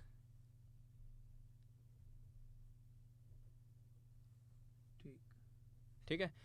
तो आपको मान लो कोई भी मिडी फाइल इंपोर्ट करनी हो तो आप यहाँ जाके मिडी फाइल में जाओगे, यार अपना ये साइलेंट कर दो, बिल्कुल बंद कर दो, ठीक है, और जाके उसको इंपोर्ट कर लोगे, ठीक है ना। अभी हमारे को कोई मिडी फाइल नहीं है इसमें तो हम नहीं करेंगे। सर मिडी फाइल यानी कि हम एबल्टन में भी एक ऑप्शन दिखाता है इंपोर्ट मिडी फाइल का, तो वो मिडी फाइल अब जैसे ऑब्वियसली इसमें इंपोर्ट का ऑप्शन है तो इसमें एक्सपोर्ट का भी ऑप्शन मिलेगा, है ना। अभी अगर मैं इसमें अभी जैसे मिडी फाइल है ही नहीं मेरे पास, अगर मैं मिडी फाइल ऐड कर दूंगा तो यहाँ पे मिडी फाइल का एक्सपोर्ट का भी ऑप्शन आ जाएगा। तो मिडी फाइल में जो भी मैं काम करूँगा, जैसा भी काम करूँगा वो सारा किस में आ जाएगा, उस मिडी फाइल को एज इट इज़ एक्सपोर्ट हो जाएगा। देन उसी मिडी फाइल को हम एज इट इज़ यहाँ पे इंपोर्ट कर सकते हैं। लेकिन हर एबल्टन या फिर किसी भी सॉफ्टवेयर में हल्का फुल्का तो फ़र्क आएगा ना सर लेंथ में? नहीं, क्यों आएगा? अगर जैसे इसमें 90 BPM है और जो एबल्टन का 90 BPM है, उसमें हल्का फुल्का भी फ़र्क क्यों फ़र्क आएगा भाई? 90 है तो 90 ही आएगा, अगर यहाँ का 89 है वहाँ का 90 है तो डिफरेंट आएगा। बट टेम्पो सेम है, सिग्नेचर सेम है, तो एज इट इज़ वही एग्जैक्ट वैसे ही निकलेगा। ओके, मुझे लगा कि एक होता है ना यूनिवर्सल हमारा, नहीं, एक ऐसा वो नहीं। चलता है सिग्नेचर नहीं, कि 0.1 सेकंड का फ़र्क आ गया। ठीक है। उसके बाद है ट्रैक आर्काइव। अब इसमें क्या है, इसके अंदर बेसिकली क्या ऑप्शन होता है, इसमें मैं क्या कर सकता हूँ, ये इंपोर्ट का है। अब मान लो मैंने इसके अंदर कुछ भी चेंजेस किए, कुछ भी मैंने इसमें सारी चीज़ें इवेंट्स क्रिएट करे, इसमें जो भी काम मैंने इसमें किया मान लो, अब एक तो ऑप्शन है कि मैं उसका एक्सपोर्ट डायरेक्ट निकाल दूँ तो वो ऑडियो निकल जाएगी। एक ऑप्शन है कि मैं वो उन सेटिंग्स को भी एक्सपोर्ट कर दूँ। तो जैसे मैं इस तरह का कुछ करता हूँ, जैसे मैं इंपोर्ट करूँगा यहाँ से, तो वो जो भी ट्रैक है वो तो आएगा, उसके साथ साथ जो भी हमने सॉफ्टवेयर के अंदर जो भी चेंजेस किए हैं, यानी कि ऑटोमेशन हो गए या किसी भी तरह के जो भी उसमें चेंजेस वगैरह किए हैं, वो एज इट इज़ उसी पर्टिकुलर टाइम पे उसी पर्टिकुलर एरिया पे इंपोर्ट हो जाएंगे। तो बेसिकली हम पूरा एक प्रोजेक्ट फाइल CPR इंपोर्ट कर नहीं, रहे हैं ना? नहीं, वो पर्टिकुलर ट्रैक इंपोर्ट कर रहे हैं। जैसे ये ट्रैक है मान लो, मैंने यहाँ पे कुछ, अभी ऑटोमेशन क्या होती है तुम्हें नहीं पता तो समझ नहीं आएगा, लेकिन मान लो जैसे मैंने ऑटोमेशन बेसिकली ये वॉल्यूम से कुछ आगे पीछे चेंजेस किए, कुछ भी मैंने यहाँ पे बेसिकली इवेंट्स क्रिएट करे अलग अलग, है ना, कुछ भी काम किया, मान लो यहाँ पे कुछ और डाला, कुछ ये सब किया। अब एक तो है कि मैं इसको एक्सपोर्ट सिंपल मार दूँ। सिंपल में क्या होगा कि ये वॉल्यूम आगे पीछे हो गई हैं, तो जैसी वॉल्यूम आगे पीछे आई हैं ये ट्रैक सुनाई वैसी देगा एज इट इज़। लेकिन एक ऑप्शन है कि हम ट्रैक एक्सपोर्ट भी क्या करें आर्काइव में। उसमें क्या होगा, उस केस में क्या होगा कि जो ये इवेंट्स है जो यहाँ पे दिख रहे हैं, जब मैं इंपोर्ट करूँगा उस फाइल को तो ये इवेंट्स एज इट इज़ मेरे को वहाँ भी दिखेंगे। अच्छा, समझ में आ गया? क्लियर हुआ? मतलब हमने ऑटोमेट कराया तो फिर इंपोर्ट करने के बाद भी ये ट्रैक ऑलरेडी ऐसे ही, हाँ, ऐसे ही मिलेगा। मतलब जो भी इवेंट हम क्रिएट करेंगे वो ऑलरेडी हमें वहाँ पे मिल जाएंगे, चाहे हमने EQ को ऑटोमेट किया हो, हाँ, कुछ भी चाहे हमने किया हो उसमें, वो लेकिन हमें एक्सपोर्ट मानना होगा पहले उसके लिए, ठीक है ना। और उसके बाद हमारे पास इंपोर्ट ऑप्शन है टेम्पो ट्रैक। अब टेम्पो ट्रैक बेसिकली टेम्पो होता है अलग अलग उसका। अब मान लो मैंने एक ट्रैक टेम्पो ऐड किया, जैसे मान लो मैंने इस प्रोजेक्ट में क्या किया कि यहाँ तक मैं 90 टेम्पो रख रहा हूँ, उसके आगे मैं 110 टेम्पो कर रहा हूँ, फिर मैं 80 पे आ गया, अलग अलग मैंने टेम्पो कर दिया उस पर्टिकुलर प्रोजेक्ट में। तो मैं इस पूरे प्रोजेक्ट के टेम्पो वो एक पर्टिकुलर टेम्पो ट्रैक को एक्सपोर्ट मार सकता हूँ। फिर मैं उसको यहीं से उसको जब मैं इंपोर्ट करूँगा तो उसी पर्टिकुलर एरिया में वो अलग अलग टेम्पो आएगा एज इट इज़। तो हम टेम्पो ट्रैक को भी इंपोर्ट कर सकते हैं यहाँ से। क्लियर है? अब म्यूज़िक XML ये भी एक फॉर्मेट होता है ऑडियो का, जिससे आप डायरेक्ट जाके इंपोर्ट ऑडियो को कर सकते हो, जैसे MP3 वेव होता है। हाँ, एक फॉर्मेट होता है, वीडियो का होता है ये। XML वीडियो का है। हाँ, बेसिकली बहुत ही रेयर रहता है ये, मीडिया वगैरह के लिए यूज़ किया जाता है, बट जैसे MP4 हो गया, इस इन तरह का ही एक फॉर्मेट रहता है ये भी। अब OMF क्या है? OMF भी एक फॉर्मेट है, अदर मीडिया फाइल बोलते हैं इसको। अदर मीडिया फाइल ये भी एक बेसिकली क्या है, मान लो मैं प्रोड्यूस में काम कर रहा हूँ, तो मैंने एक्सपोर्ट मार दिया OMF में, तो वही OMF फाइल में अगर यहाँ पे इंपोर्ट करूँगा प्रोड्यूस की, तो वो मेरे क्यूबेस में खुल जाएगी। ठीक है, ये तो बहुत अच्छा है। हाँ, मतलब मैंने एबल्टन पे काम किया है, हाँ, उसको मान लो तुमने OMF में निकाल लिया, उसमें होता है ऑप्शन। हाँ, होगा, सब में होता है। तो वही आप इसको खोलोगे तो वो प्रोजेक्ट डायरेक्ट खुल जाएगा आपका। ठीक है, ये तो बहुत अच्छा है। हाँ। अब हम आते हैं, ये सारा इंपोर्ट का हो गया क्लियर। अब हम आते हैं एक्सपोर्ट में। समझ में आ रहा है सब कुछ? कोई डाउट है तो पूछ लो। अभी तक तो नहीं है सर। अब हम आते हैं एक्सपोर्ट में। अब एक्सपोर्ट के अंदर क्या ऑप्शंस हैं? पहला ऑप्शन है मिडी फाइल। अभी मिडी फाइल नहीं है तो यहाँ पे ये दिखा नहीं रहा है, लेकिन जैसे मिडी फाइल लेंगे उस पर काम करेंगे तो यहाँ पे भी एक्टिव हो जाएगा मिडी फाइल में। ठीक है, आप जो भी आपने मिडी फाइल में काम किया है उसको as it is as MIDI file export कर सकते हो। ठीक है, फिर है मिडी लूप, वही वाली बात है, मिडी के एक पर्टिकुलर लूप को आपको एक्सपोर्ट करना है। ठीक है, फिर आता है ऑडियो मिक्स डाउन। अब यहाँ पे बहुत कुछ है। ऑडियो मिक्स डाउन के अंदर क्या है, जैसे ही मैं एक्सपोर्ट में जाके ऑडियो मिक्स डाउन के अंदर जाता हूँ तो मेरे पास ये ऑप्शन आता है। अब ये क्या है बेसिकली, अब इसके अंदर बहुत सारे ऑप्शंस हैं। क्या क्या ऑप्शंस है समझते हैं। अब पहला है नेम, यानी कि जो भी आप फाइल है, जैसे मान लो मेरे को ये फाइल एक्सपोर्ट करनी है। ठीक है, अभी कैसे एक्सपोर्ट करते हैं ये नहीं बता रहा हूँ, अभी सिंपली बता रहा हूँ कि एक्सपोर्ट करते टाइम क्या क्या चीज़ें वो पूछेगा। चलो बता ही देता हूँ एक्सपोर्ट कैसे करते हैं। जैसे मान लो ये फाइल है, अब मेरे को ये अगर पूरी फाइल सेलेक्ट करनी है, जैसे ये ऊपर का जो है ऑप्शन, हाँ, इसको मेरे को बताना पड़ेगा कहाँ से कहाँ तक मेरे को फाइल चाहिए। तो ये मैं जहाँ से जहाँ लगाऊंगा, जैसे स्टार्टिंग मान लो मैंने यहाँ से कर दी और ये ख़त्म यहाँ करा, तो ये इतना एरिया ही एक्सपोर्ट करेगा। और मेरे को सब करना है तो मैं सिंपली क्या करूँगा, इसको सेलेक्ट करूँगा और P दबा दूँगा, तो ये पूरा ऊपर आ जाएगा। अब मैं जो भी एक्सपोर्ट करूँगी ये पूरी फाइल एक्सपोर्ट होगी। ठीक है, अब मैं फाइल में जाऊँगा, फिर से एक्सपोर्ट में जाऊँगा, ऑडियो मिक्स डाउन में जाऊँगा। अब ये विंडो वापस आ गई। अब इसमें क्या है, सबसे पहले मेरे को डालना है नाम। मान लो जो भी मैंने एक नाम डाला। ठीक है, अब मेरे को सेलेक्ट करना है एक पाथ कि मेरे को ये फाइल जो भी मैं एक्सपोर्ट कर रहा हूँ कहाँ करनी है। वो एक मैं फाइल जहाँ भी एक मैंने फोल्डर बनाया जो भी है मैंने वहाँ पे सेव सेलेक्ट किया। अब ये पूछ रहा है फाइल फॉर्मेट। अब ये यहाँ पे बहुत कुछ है। फाइल फॉर्मेट में जैसे ही जाते हैं हम, ये अलग अलग फॉर्मेट बता रहा है। Wave file, AIFSC file, AIFF, MPEG-1 layer 3 file, wave 64 file, OGG file वगैरह वगैरह। ठीक है, हम जो भी मेरे को फॉर्मेट सेलेक्ट करना है, जैसे मान लो मेरे को वेव में निकालना है तो मैं सिंपली वेव सेलेक्ट कर दूंगा और वेव में आ जाएगा। अब मान लो वेव मैंने सेलेक्ट करा है, तो वेव में ये क्या ऑप्शन पूछ रहा है, ज़्यादातर जो यूज़ आता है वो वेव एंड MP3 का आपके काम में यूज़ होगा। ठीक है, MP3 बेसिकली क्या है कि क्वालिटी ये कंप्रेस कर देगा MP3 में। MP3 का ही होता है MPEG-1 लेयर 3 फुल फॉर्म। ठीक है, MPEG का होता है मेरे ख्याल से मोशन पिक्चर एक्सपर्ट्स ग्रुप। ठीक है, MPEG का ये आ गया आपका। ठीक है, अब मान लो वेव मैंने सेलेक्ट किया, तो वेव में ये ऑप्शंस मेरे को यहाँ पे दे रहा है। देखो क्या क्या ऑप्शंस दे रहा है। पहला दे रहा है सैम्पल रेट। अब ऑब्वियसली जिस सैम्पल रेट में आपने काम किया है, अगर आप उससे नीचे जाओगे तो आप एक्सपोर्ट निकाल सकते हो, लेकिन उससे ऊपर क्वालिटी में निकालोगे तो कुछ फ़ायदा ही नहीं है। जैसे वीडियो है 1080 की, आप उसको 4K में अगर निकालोगे आउट तो कोई फ़ायदा नहीं है। वो दिखा देगा 4K, लेकिन क्वालिटी तो वो वही रहेगा ना। क्वालिटी रिड्यूस हो जाएगी। हाँ, वही मैं कह रहा हूँ, क्योंकि वो एज इट इज़ नहीं जो था वो नहीं रहा, आपने कुछ और ही उसको ट्रांसफॉर्म कर दिया। लेकिन अगर मैं 4K को मैं 720 180 में 1080 में निकाल सकता हूँ, उसको नीची क्वालिटी में निकाल सकता हूँ। तो अगर ये प्रोजेक्ट 96K हर्ट्स में है और 32 बिट्स में है, तो मैं इसको 44 में भी निकाल सकता हूँ, 48 में भी निकाल सकता हूँ, 64 में भी निकाल सकता हूँ, 88 में भी निकाल सकता हूँ, 96 में भी निकाल सकता हूँ, 8 में भी निकाल सकता हूँ, किसी में भी निकाल सकता हूँ। लेकिन सबसे ज़्यादा बेस्ट क्वालिटी कहाँ मिलेगी? 96 में। जैसे जैसे मैं कम करता जाऊँगा क्या होगा, क्वालिटी कम होती जाएगी और साइज़ भी कम होता जाएगा फाइल का। और यहाँ से भी सेम है बिट रेट। अगर मैं 32 में मेरा प्रोजेक्ट है तो मैं 32 में कर सकता हूँ, और इससे नीचे किसी में भी कर सकता हूँ। इसमें 32 पे ही फ्लोट क्यों लिखा है? 32 बेसिकली फ्लोट क्या होता है कि 32 एग्जैक्ट बिट नहीं मिलेगी इसमें, क्योंकि ये पुराना वर्जन है। अच्छा। अभी तो 64 फ्लोट आ गया है, मतलब 32 के आसपास ये रहता है, एग्जैक्ट 32 बिट नहीं मिलता है। लेकिन ये 32 बिट पे ही है, ये जो कंप्यूटर है 32 बिट का ही है। हाँ, अभी 64 बिट चल हाँ, गए हैं, तो अब 64 बिट आ 64 बिट तक भी आ गए हैं ऑप्शंस, और फ्लोट उसमें 64 बिट में रहता है। और ये 6 वर्जन है, तो इसमें यहीं तक हमारे पास ऑप्शन है। कोई नहीं।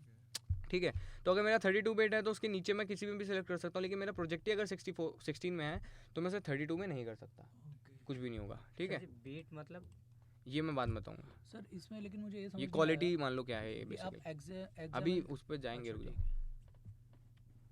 ठीक है। ठीक है, हाँ जी। अब ये हो गया, यहाँ का क्लियर हो गया।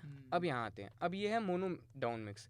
पहले ये बताओ, मोनो और स्टीरियो क्लियर है? हाँ, वो तो मोनो का मतलब बताओ क्या होता है, मोनो ट्रैक क्या होते हैं? सर दोनों साइड बीच में सुनाई देता है, मतलब वॉल्यूम लेवल एक जैसा होता है, सेंटर में सुनाई देता है। हाँ, मोनो का जो सोर्स होता है, साउंड सोर्स, वो सेंटर होता है और एक ही होता है। हाँ। स्टीरियो का 2 होते हैं और लेफ्ट राइट रहता है। हाँ जी। ठीक है, तो अगर एक पर्टिकुलर ट्रैक है मोनो, तो या तो मेरे को अगर वो मोनो में ही चाहिए तो मैं यहाँ पे मोनो क्लिक करूँगा। जैसे मान लो रिकॉर्डिंग हमने की हाँ, अपने वोकल्स की या किसी भी एक चीज़ की रिकॉर्डिंग की, मान लो हाँ। एक चैनल में, एक ट्रैक में, तो ऑब्वियसली वो मोनो रिकॉर्ड होगा सब।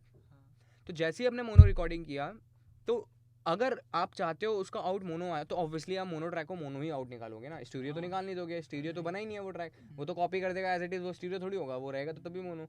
तो उसको हमें यहाँ पे मोनो क्लिक करेंगे तभी वो मोनो फाइल एक्सपोर्ट होगी। अगर हमने यहाँ ये क्लिक नहीं किया है तो वो डिफ़ॉल्ट में ही स्टीरियो फाइल बना देगा। ओके, बट अगर हमने स्टीरियो किया है, अगर मैंने, अब मान लो मेरे को स्टीरियो फाइल चाहिए, हाँ, तो मैं यहाँ पे क्लिक नहीं करूँगा। अभी जैसे हमारी ये वाली जो फाइल है, हाँ, ये वो तो स्टीरियो ही है। स्टीरियो है, तो हाँ। अगर मैं इसको एज इट इज़ स्टीरियो ही निकालना है, तो मेरे को यहाँ पे एक्सपोर्ट में जाना है सिंपली, और यहाँ पे कुछ क्लिक नहीं करना है। लेकिन अगर यही फाइल मान लो मेरे को मोनो चाहिए, तो मैं यहाँ पे मोनो में डाउन मिक्स कर दूंगा। तो अब ये फाइल एक चैनल में, यानी कि सिंगल सोर्स से आएगी। ठीक है, सर जैसे कि अगर मोनो, जैसे स्टीरियो फाइल को अगर अपन मोनो में एक्सपोर्ट करें तो उसकी क्वालिटी वगैरह पे कुछ डिफरेंट? ऑब्वियसली पहले 2 अलग अलग एरिया से आई थी, अब वो एक में घुसड़ देगा, तो अब सेंटर से साउंड आएगा, तो ऑब्वियसली चीज़ें वैसी नहीं आएंगी जैसे होनी चाहिए थी, क्योंकि उसको रेंज नहीं मिलेगी ना, वाइड फील नहीं मिलेगा, उसको स्पेस नहीं मिलेगा। आपने उसको एक ही जगह, मतलब 2 अलग अलग बंदों को एक जगह एक साथ बांध दिया, ये मान लो सिंपल सा एग्जांपल। 2 लोग अलग अलग थे, अब उनको आपने एक में बांध दिया, ये वाली बात होगी।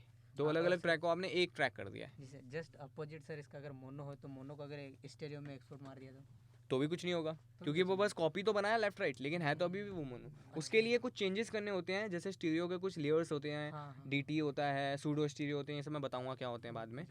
ये अलग पैटर्न होता है, उसको आप एक मोनो फाइल को आर्टिफिशियली भी स्टीरियो बना सकते हो, जिसको हम सूडो स्टीरियो बोलते हैं, लेकिन वो क्या है वो मैं बाद में बताऊंगा, कैसे करते हैं वो भी बाद में बताऊंगा।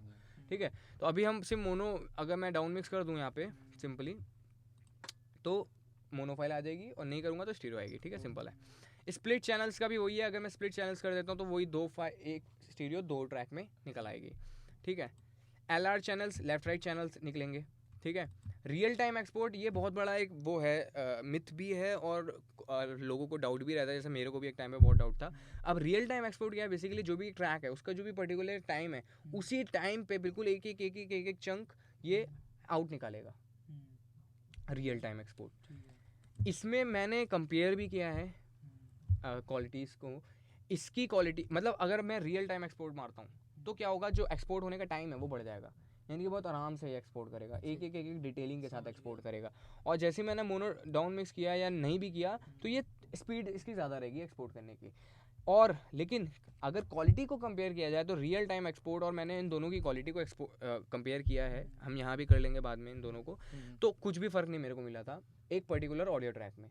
फ़र्क कहाँ आया था, जैसे मान लो मैंने प्लगइन्स यूज़ कर रहा हूँ अलग अलग, तो उन प्लगइन का बिहेवियर थोड़ा सा रियल टाइम में चेंज हो जाता है और नॉर्मल आउट में चेंज हो जाता है। वो बिहेवियर अच्छे के लिए कुछ अच्छा नहीं है, बस चेंज हो रहा है, क्योंकि अलग अलग सब डिजिटल है, तो रियल टाइम में थोड़ा स्पेस अलग हो जाता है, इसमें अलग हो जाता है, लेकिन क्वालिटी में कुछ भी फ़र्क नहीं है। मतलब आप अगर सुनोगे तो ऐसा कुछ भी फ़र्क नहीं मिलेगा आपको, तो फिर चेंज किया कुछ एग्जैक्टली बस एक नाम का एक उन्होंने ऑप्शन दे रखा है, रियल टाइम एक्सपोर्ट। इसको हम एक बार एक्सपेरिमेंट भी करेंगे कि कुछ फ़र्क आता है या नहीं आता, लेकिन मैंने जब मेरे को डाउट था, मेरे को लगा ऑब्वियसली ऑप्शन है तो कुछ तो फ़र्क होगा, बट जब मैंने कंपेयर किए तो वो चीज़ इतना कुछ मिला नहीं। जैसे जो फेस, अगर एक चीज़ में चेंज आया है, मैं मान लो एक ट्रैक को बिल्कुल फेस कैंसिल कर देता हूँ 180 में, अपोजिट कर दिया मैंने, तो अगर कुछ चेंज नहीं है तो नो साउंड आएगा, अगर कुछ चेंज हुआ है तो हल्का हल्का साउंड आएगा। तो जब भी मैंने नॉर्मल आउट निकाले हैं तो उसमें कोई भी चेंज नहीं है, लेकिन जब मैं प्लगइन के साथ ये निकाला है तो उसमें हल्का हल्का चेंजेस मेरे को साउंड में आया। लेकिन वो क्यों आया? क्योंकि प्लगइन अलग तरीके से रिएक्ट कर रहा है, एक टाइम पे अलग तरीके से रिएक्ट कर रहा है, दूसरे टाइम पे अलग तरीके से रिएक्ट कर रहा है। क्यों? क्योंकि उनका बिहेवियर है रैंडम रिएक्ट करना, तभी तो एक रैंडम फील रहेगा ना। सही बात। तो वो वाले फर्क है बस। और सर ये एलआर का मतलब स्टीरियो बनाना ना? हाँ, एलआर चैनल्स को बेसिकली लेफ्ट एंड राइट तो चैनल्स जब के आउट स्टीरियो निकालना है। ट्रैक है तो फिर हम इस पे क्यों? हाँ एग्जैक्टली, ठीक है। अब ये ऊपर क्लियर हो गया। अब इस पे देखो क्या है। हाँ ये वाला चंक मेरे को समझ नहीं आया, वेव चंक और ये इंसर्ट टेम्पो डेफिनेशन ये सब।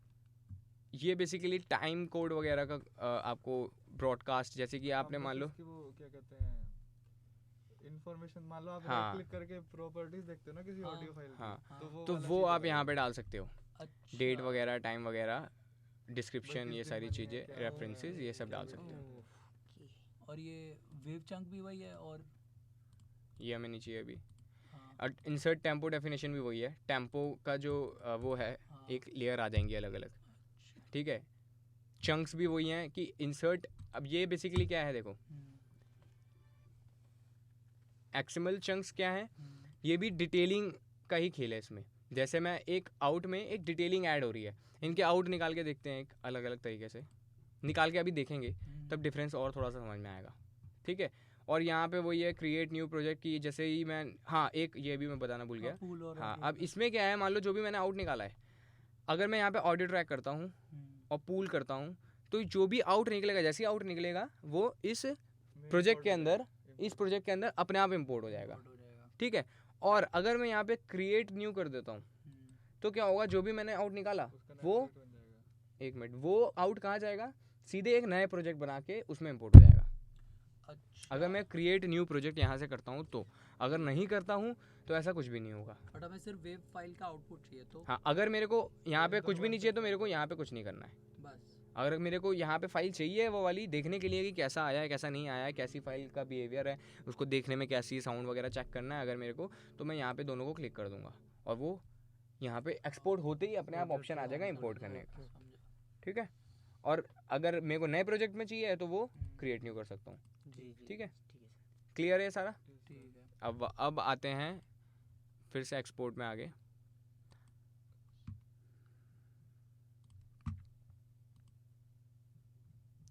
अब सेलेक्टेड ट्रैक्स बेसिकली जो हमारा ये था, ये ऑप्शंस थे यहाँ से। अगर हमें मतलब मान लो मैंने कुछ यहाँ पे चीज़ें करी हैं मिडी में या इंस्ट्रूमेंट ट्रैक में, तो उनको स्पेसिफिक ट्रैक हम एक्सपोर्ट देते हैं, हाँ उस पर्टिकुलर एक सिंपल सेलेक्टेड ट्रैक को हम एक्सपोर्ट मार सकते हैं। अच्छा। अरे यार मतलब जो वो बन जाते हैं, क्या कहते हैं, जैसे एक तो एक्सपोर्ट है कि मैं डायरेक्ट सारे ट्रैक्स को निकाल रहा हूँ एक साथ। हाँ। एक है कि जो भी मैंने सेलेक्ट किए हैं ट्रैक्स, जैसे 10 ट्रैक हैं, 10 में से मैंने कितने किए हैं, 10 में से मैंने कितने किए ट्रैक, 10 में से आपको 8 ही चाहिए मान लो, तो मैं उन सेलेक्ट कर सकता हूँ और उनका आउट निकाल सकता हूँ इंडिविजुअली। तो इसमें तो एक ही है तो दिखाएगा नहीं ना। हाँ, देखिए ये सेलेक्ट जो भी हम करेंगे हो जाएगा। अब यहाँ पे टेम्पो ट्रैक है, टेम्पो ट्रैक जो मैंने बताया था इंपोर्ट होगा कि अलग अलग एक टेम्पो, जैसे यहाँ से देखो, तो सर टेम्पो ट्रैक में ऑडियो फाइल बनेगी जिसमें नहीं ऑडियो नहीं, मैं बता रहा हूँ देखो, एक अलग अलग ट्रैक्स हैं, अभी ये मैं बाद में बताऊँगा तो पता चलेगा। एक मान लो मैंने ये टेम्पो ट्रैक, तो टेम्पो ट्रैक इस तरह का कुछ होता है, ओके।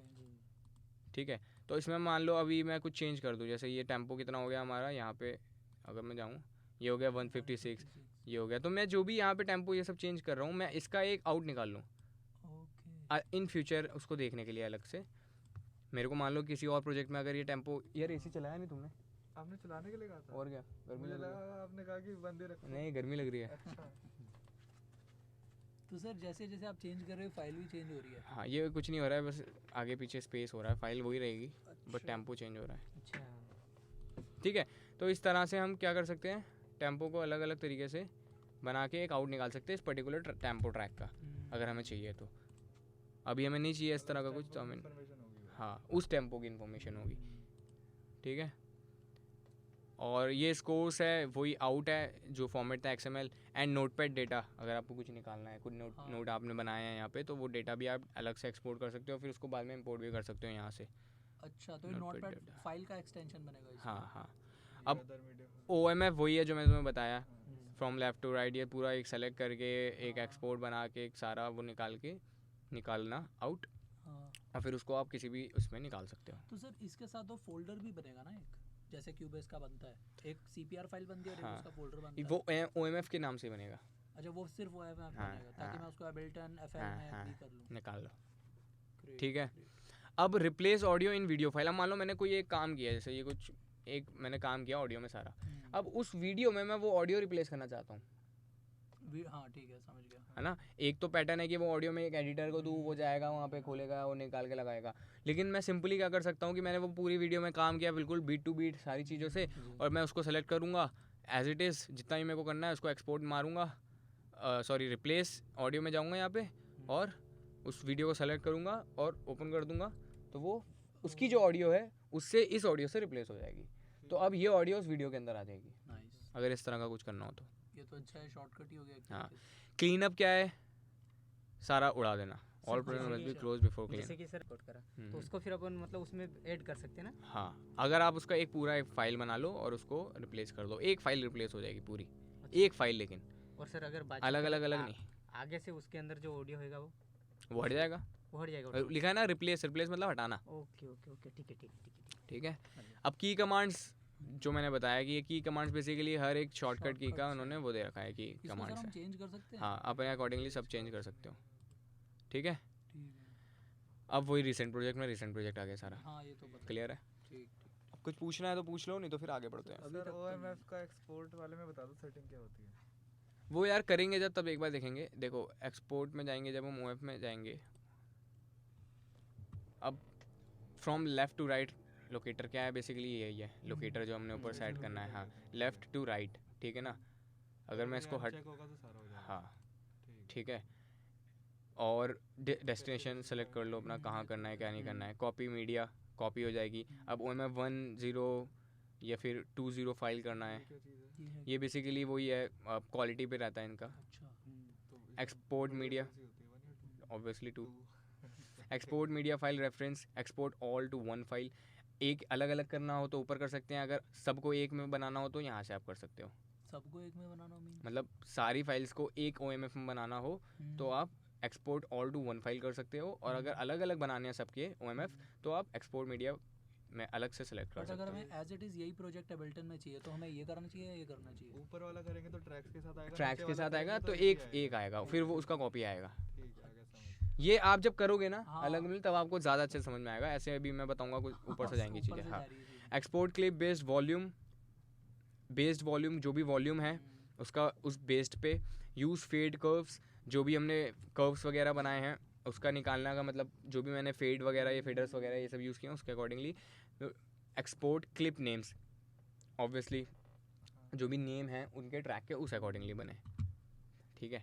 इसको अभी करके देख लेंगे एक बार एक्सपोर्ट, हाँ। तब हम और अच्छे से समझ पाएंगे कि क्या होता है। अभी बस ऊपर ऊपर अभी ऑब्वियसली OMF तो बनाने जा नहीं रहे हो, वो तो है ना। सही बात। और ये हमारा फाइल का पोर्शन हो गया, क्यूबेस हो गया, हाँ सारा इंपोर्ट एक्सपोर्ट सब समझ में आ गया। हाँ अब हम आते हैं, प्रेफरेंसेस में बता दो कि हमें क्या हाँ। चीज़ हमेशा छेड़नी, मतलब जो हमें ज़रूरी छेड़नी पड़ सकती है। एक तो ऑडियो का हमारा इनपुट और आउटपुट। वो प्रेफरेंसेस में नहीं आएगा, वो यहाँ से आएगा F4 से।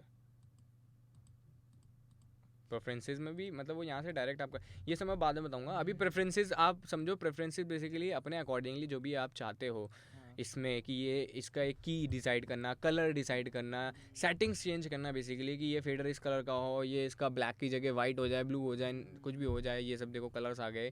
इनके टूल्स, इनकी कीज़ डिसाइड करनी हो कि इससे जूम हो, जूम आउट इससे हो, जूम इन इससे हो, अलग अलग अलग, ये सारे प्रेफरेंसेस का पार्ट है। इसमें आप अपने अकॉर्डिंगली कुछ भी अपने अकॉर्डिंग जो भी आपको प्रेफर करता हो उसके अकॉर्डिंगली यहाँ पे चेंज कर सकते हो, ठीक है।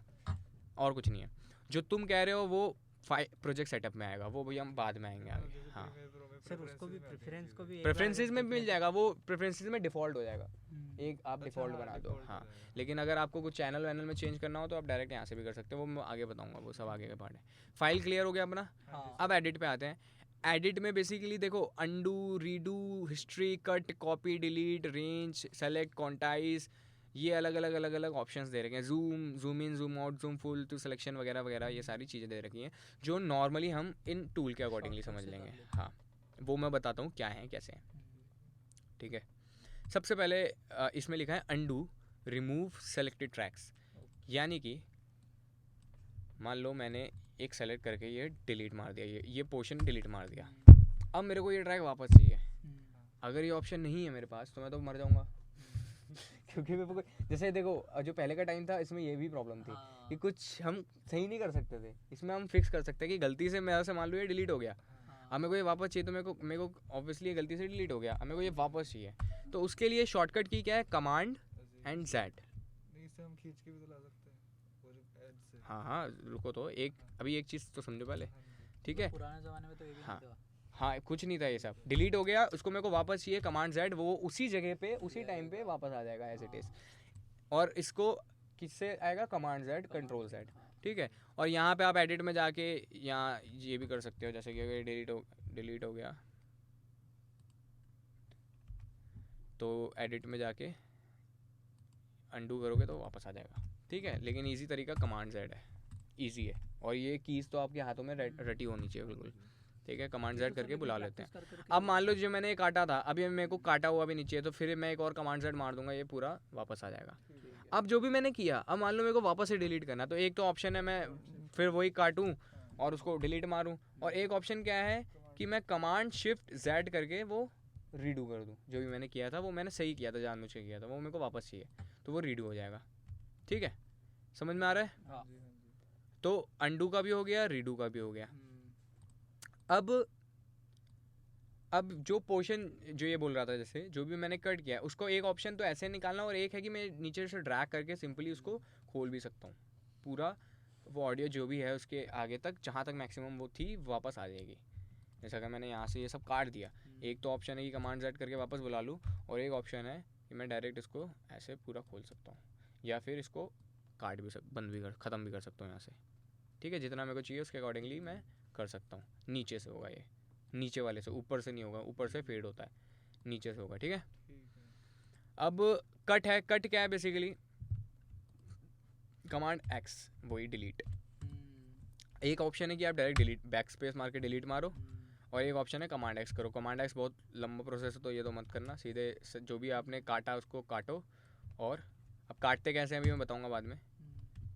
जो भी आपको करना है वो करो, काटो, उसको सेलेक्ट करो सिंपली, और डिलीट। सही बात है। सेलेक्ट डिलीट, पूरा डिलीट सेलेक्ट करोगे तो पूरा डिलीट हो जाएगा। अब वापस चाहिए तो कमांड जेड करके वापस बुला लो, ठीक है। ये खेलना थोड़ा सा हाथ सेट हो जाएगा इसमें। एडिट में वापस आते हैं, कॉपी। अब कॉपी क्या है कि मान लो जो ये पोर्शन है, ये फाइल मेरे को यहाँ पे कॉपी चाहिए। एक तरीका है सिंपली कमांड और डी करके मैं कॉपी कर दूँ, तो वो यहीं से एग्जैक्ट एक कॉपी बना देगा उसी पोर्शन से आगे से पूरा, ठीक है। एक तो ये ऑप्शन है। एक ऑप्शन है कि मैं इसको ना पूरा सेलेक्ट करूं और कमांड सी दबाऊं, यानी कि मैंने फाइल को पूरा सेलेक्ट किया और कमांड सी दबाया, और एक यहाँ पे अब मैं जाके एक जगह बताऊं कि जैसे मान लो यहाँ, अब इसके आगे से मैं चाहता हूँ वो फाइल कॉपी हो जाए, वो मैं सेलेक्ट करूँगा, ये जहाँ भी मैं रखूँगा, ये वाला जो पोर्शन है इसको मैंने रखा। अब मेरे को क्या करना है, कमांड वी, तो वो पूरी फाइल वहीं से कॉपी हो जाएगी। सर इसको क्या कहते हैं, जैसे कि आप रख रहे थे ये जो लाइन जैसा हो रहा है इसको क्या बोलते हैं, हाँ ये क्या बोलते हैं इसको बताओ। हाँ सर ये तो नहीं पता। कर्सर, कर्सर, कर्सर जैसे माउस का कर्सर तो ये हो गया बेसिकली ये। हाँ, आप एक पोजीशन बता रहे हो इसको, एक जगह, ठीक है। इसको सिंपली आप अब जहाँ ये आप लेके जाओगे वहाँ आप वो कॉपी हो चुका है, तो आप कमांड वी उतना जितना सेलेक्टेड है करते जाओ, सेव होता जाएगा। डिलीट मारना है सिंपली बैक स्पेस डिलीट कर सकते हैं, ठीक है। अब वो कमांड सी का ये फ़ायदा है, ठीक है, कि आप उसको पर्टिकुलर एरिया को कॉपी कर सकते हो, दूसरे देन ट्रैक में डुप्लीकेट करना हो तो उसमें भी कर सकते हो। जैसे मान लो मैंने एक ऑडियो ट्रैक यहाँ नीचे ले लिया, अब जो भी मैंने किया, अब जो भी सेलेक्टेड होगा, अब जैसे मान लो यहाँ से मैंने, एक मिनट, कमांड वी से वहाँ आ गया क्योंकि सेलेक्टेड ये ट्रैक था। कंट्रोल डी वाला एक पूछ रहा हूँ मैं कमांड, क्या कंट्रोल डी? कंट्रोल डी अगर हमें दूसरे ट्रैक में करना हो, उससे कंट्रोल डी में नहीं होगा, वो कॉपी पेस्ट, वो कॉपी पेस्ट या फिर ड्रैग होगा। ड्रैग क्या दबा के होगा? अब मैं बताऊंगा इसका बाद में, आगे आएगा ये, ठीक है। एडिट में और क्या है, पेस्ट का आ गया, command C command V, delete का पता है तुम्हें, बैक स्पेस डिलीट, ठीक है। और तुम्हारा क्वांटाइज वगैरह का बाद में ही करेंगे, एडिट का ये तो पार्ट, ठीक है। इसमें बाकी अलग अलग चीज़ें हैं, एडिट का मैं बता देता हूँ बाकी। अब इसमें जूम का है, जूम कैसे करते हैं, ऐसे मान लो मेरे को जूम करना है, जूम इन, तो उसकी शॉर्टकट की है एच दबाऊंगा तो जूम इन होता जाएगा, जितना दबाऊंगा उतना ज़्यादा मैक्सिमम ये हो सकता है जूम इन, उतना जूम इन हो जाएगा। जूम आउट क्या है, जी, ठीक है।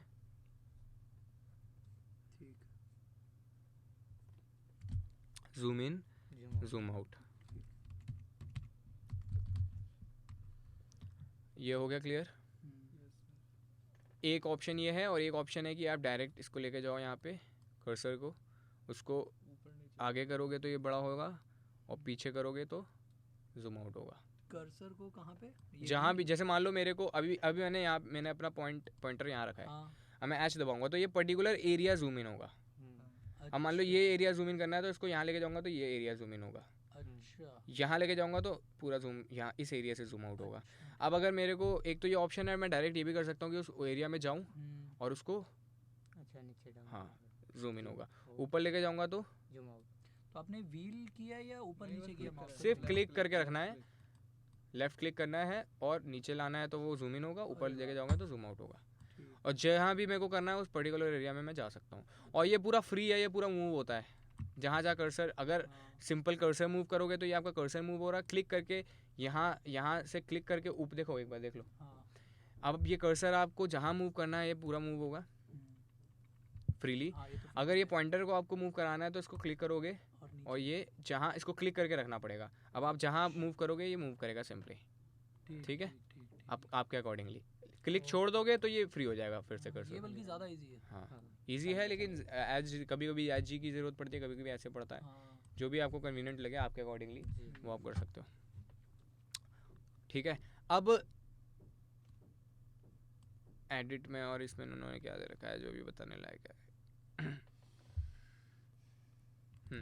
आपको मान लो कुछ पर्टिकुलर एरिया, जैसे मैंने ये काटा, अब मैं ये काट कैसे रहा हूँ वो भी देख लो। ऑल्ट दबा रहा हूँ यहाँ से मैं, जैसे ये नॉर्मल कर्सर है, जैसे मैं ऑल्ट दबाता हूँ ये क्या बन जाता है, सीजर, ठीक है। जैसे मैंने ऑल्ट दबाया ये सीजर बन गया।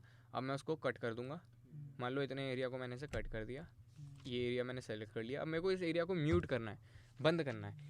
एक तो है सिंपल डिलीट मार दो, लेकिन वो तो अब चला भी गया, लेकिन मेरे को उसको डिलीट नहीं मारना है, उसको मेरे को रखना है लेकिन म्यूट करना है। तो उसका एक सेलेक्ट करके कमांड, एक मिनट,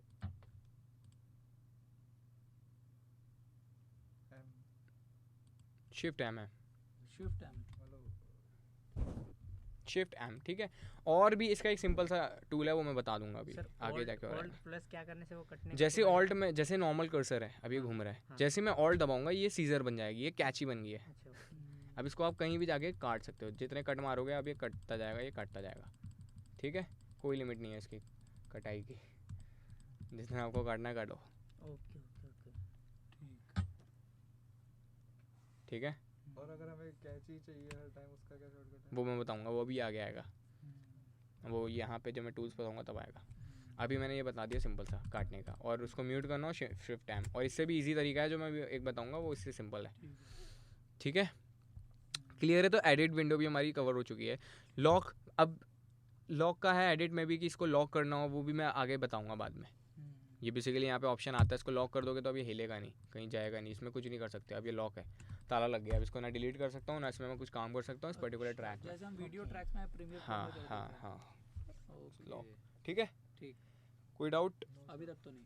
ठीक है, मैं अभी ना ऊपर का सारा कवर कर रहा हूँ, फिर नीचे आऊँगा, ठीक है ना। अब हम प्रोजेक्ट्स में आते हैं। एडिट क्लियर हो गया यहाँ से? हाँ, एक काम करता हूँ मैं एडिट सारा का हो गया यहाँ ही क्या? बता देता हूँ। ये एडिट का इसमें ऑप्शन है। चलो एडिट को हम पूरा ले लेते हैं, अभी ख़त्म कर देते हैं, फिर प्रोजेक्ट्स में जाएंगे। अब यहाँ पे भी ऑप्शन हैं एडिट के बहुत सारे। अभी इतने एरिया को समझेंगे सिर्फ, ठीक है, इतने एरिया को। पहला ऑप्शन है एडिट का नॉर्मल, यहाँ पे ऑब्जेक्ट सिलेक्शन सिंपल। बेसिकली ये सिलेक्शन टूल है, ये इसकी बात हो रही है। जहाँ इसको लेके जाओगे आप, हाँ ये सेलेक्ट कर लेगा, क्लिक करना है सिर्फ सेलेक्ट कर लेगा, ठीक है।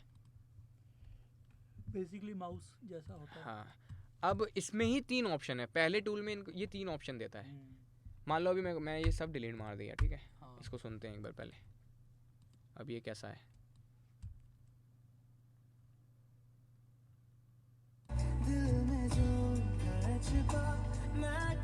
ठीक है, एक साउंड है, गाना है।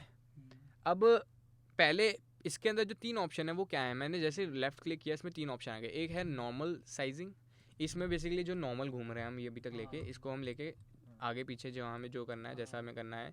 अभी मैं यहाँ से जाके इसको खोलूँगा तो ये सारा आगे का खुल जाएगा, बंद हो जाएगा, ये सारी चीज़ें ये कर रहा है।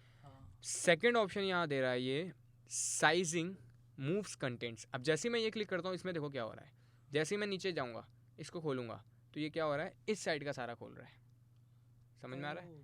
और अगर मैं इधर जाके करूँगा तो इस साइड का ये खोल रहा है। तो वो तो पहले भी कर रहा था सर। हाँ नहीं, पहले क्या कर रहा था देखो, पहले वाले में जैसे मैं ये कर रहा हूँ तो ये इधर का खोल रहा है, हाँ जी, हाँ लेकिन सेकंड में ऐसे ये क्या कर रहा है, ये पूरी फाइल यहाँ से खींच रहा है। अच्छा उधर से नहीं खींचेगा? नहीं, वो अगर मैं उधर से खींचूंगा तो इधर का खींचेगा। अच्छा खींच इधर ही रहा है लेकिन। हाँ, पाथ ऑलमोस्ट एक ही है, उसमें कुछ ज़्यादा फर्क नहीं है, ठीक है। नाम है इस टूल का? साइजिंग। हाँ, मूव कंटेंट साइजिंग, ठीक है। फिर से इसको कट करते हैं इतने एरिया को। अब जैसे ये फाइल है हमारी, अब इससे आप किसी भी ट्रैक में ले जा सकते हो, नीचे ऊपर आगे पीछे, नॉर्मल में कुछ भी कर सकते हो, कहीं भी ले जा सकते हो, कहीं भी ऊपर नीचे आगे ट्रैक, एक और ट्रैक बन गया, नीचे करूँगा एक और कॉपी बन जाएगी। आपको जो करना है आप इससे इस पर्टिकुलर ट्रैक से कर सकते हो, इस पहले ऑप्शन से। सेकंड में आप मूव कर सकते हो कंटेंट को। थर्ड ऑप्शन बहुत काम का है, वो क्या है, अब देखो थर्ड ऑप्शन में क्या लिखा है, साइजिंग अप्लाइज टाइम स्ट्रेच, यानी कि आप इसको सेलेक्ट करके क्या कर सकते हो, टाइम स्ट्रेच कर सकते हो। टाइम स्ट्रेच का मतलब क्या है, जैसे ये एक ऑडियो चल रही है, इतने पार्ट को ले लेते हैं मान लो अभी, हम इसको स्लो या फास्ट कर हाँ, सकते हैं। इसको हम या तो स्ट्रेच कर सकते हैं या फिर कंप्रेस कर सकते हैं। स्ट्रेच कैसे, जैसे कि अगर मैं यहाँ पे राइट साइड में आता हूँ, ये इसको लेता हूँ और इसको इधर करता हूँ मूव, तो क्या हो रहा है, अब ये जो पोर्शन था, जो भी एक टाइम था, ये लास्टिक की तरह स्ट्रेच हो गया, यानी कि इतना पार्ट को मैंने खींच के इतना बड़ा कर दिया स्ट्रेच, तो उसका साउंड भी चेंज हो जाएगा। हाँ, तो देखो अब साउंड कैसा हो गया होगा, स्लो हो गया, टेम्पो स्लो हो गया। बट ये पियानो की साउंड भी तो खराब हो सकती है। ऑब्वियसली सैम्पल जितना ज़्यादा स्ट्रेच करोगे उतना ज़्यादा उसकी क्वालिटी खराब होगी, अगर आप ऑडियो फाइल में कर रहे हो, लेकिन मीडी वीडी में करते हो तो इतना कुछ फर्क नहीं आएगा, ऑडियो फाइल के सैंपल्स खराब हो रहे हैं। वीडियो तो छोटे नोट्स होंगे, लंबे हो जाएंगे। हाँ, वो लंबे हो जाएंगे सिंपली। तो बेसिकली स्ट्रेच करना हो तो ये कर सकते हो, और मान लो इस फाइल को आपको छोटा बनाना हो तो उसको आप वही इस राइट साइड में आके लेफ्ट क्लिक करोगे और इधर अपनी लेफ्ट साइड जाओगे तो ये कंप्रेस हो जाएगा, यानी कि अब आपने बड़ी चीज़ को छोटा कर दिया है, अब ये फास्ट हो जाएगा, जैसे कि टंग टंग हो जाएगा, है ना, बढ़ गया टेम्पो। और मेरे को करना है तो और कर सकता हूँ, ये बहुत काम का टूल है। जब भी हम कंप्रेस करते हैं तब भी साउंड खराब होता है या नहीं? हर में जो भी आप नॉर्मल साइजिंग से डिफरेंट कर रहे हो, कुछ भी आर्टिफिशियली खींचातानी कर रहे हो, उसमें फ़र्क पड़ेगा। अब जो टूल आ गए हैं, जो अब सॉफ्टवेयर्स आ गए हैं, कहीं कहीं ऑप्शंस होता है, वहाँ पे इतना फ़र्क नहीं पड़ता है, लेकिन ऑब्वियसली आप एक चीज़ को दूसरी चीज़ में पलट रहे हो तो फ़र्क तो आएगा ना। बनी तो ओरिजिनल हाँ, किसी और उससे स्पेस में हाँ, भी है। क्योंकि ऑडियो फाइल है, अगर ऑडियो फाइल नहीं है तो कोई फ़र्क नहीं आएगा। ऑडियो फाइल के अलावा मीडी फाइल है, इंस्ट्रूमेंट फाइल है, तो उसमें कोई फ़र्क नहीं आएगा। इस टूल का नाम क्या था सर? स्ट्रेचिंग है, टाइम स्ट्रेच का ऑप्शन है, साइजिंग अप्लाइज टाइम स्ट्रेच। अब ये सिंपल सा, इसका शॉर्टकट की क्या है देख लो। सिंपल जो नॉर्मल रखना है अभी है, मेरे को मान लो सेकंड ऑप्शन चाहिए कंटेंट वाला, तो मैं क्या करूँगा, एक बार क्लिक करूँगा वन पे, वन पे एक बार क्लिक करूँगा।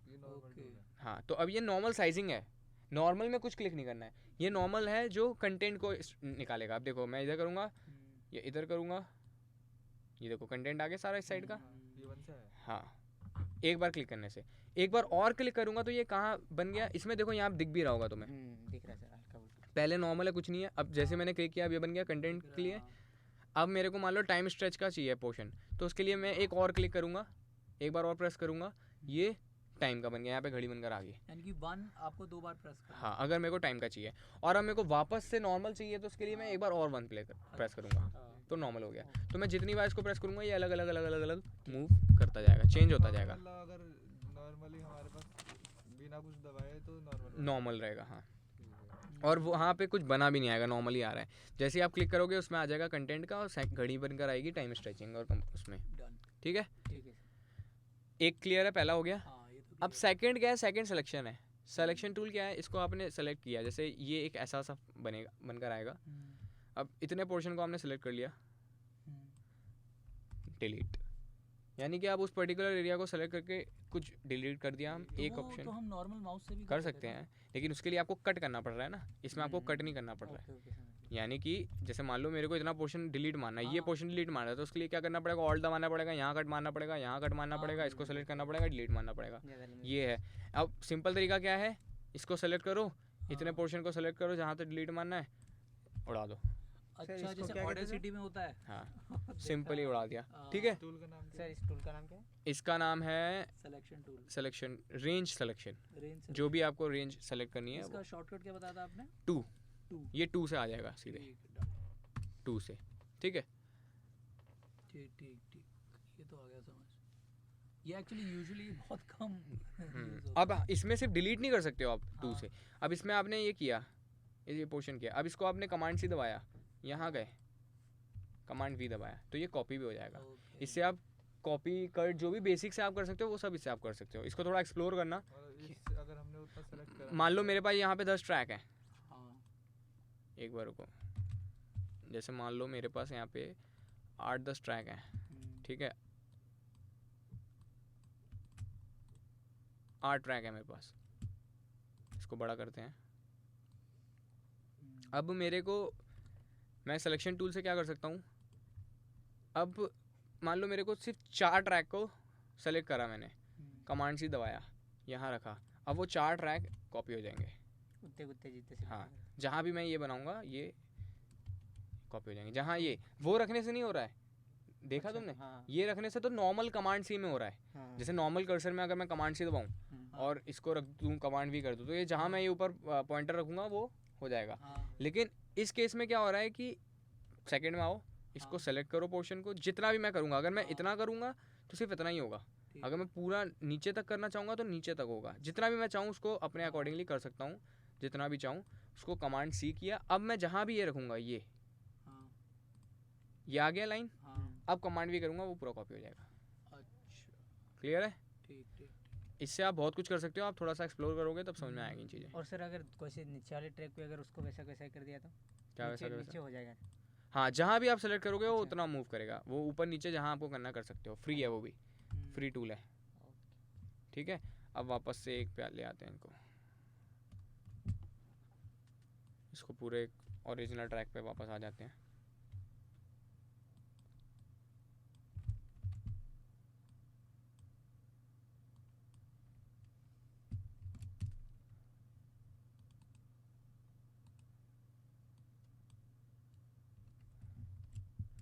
ठीक है, तो 2 तक मैंने बता दिया। तीसरा क्या है? तीसरा है सीजर।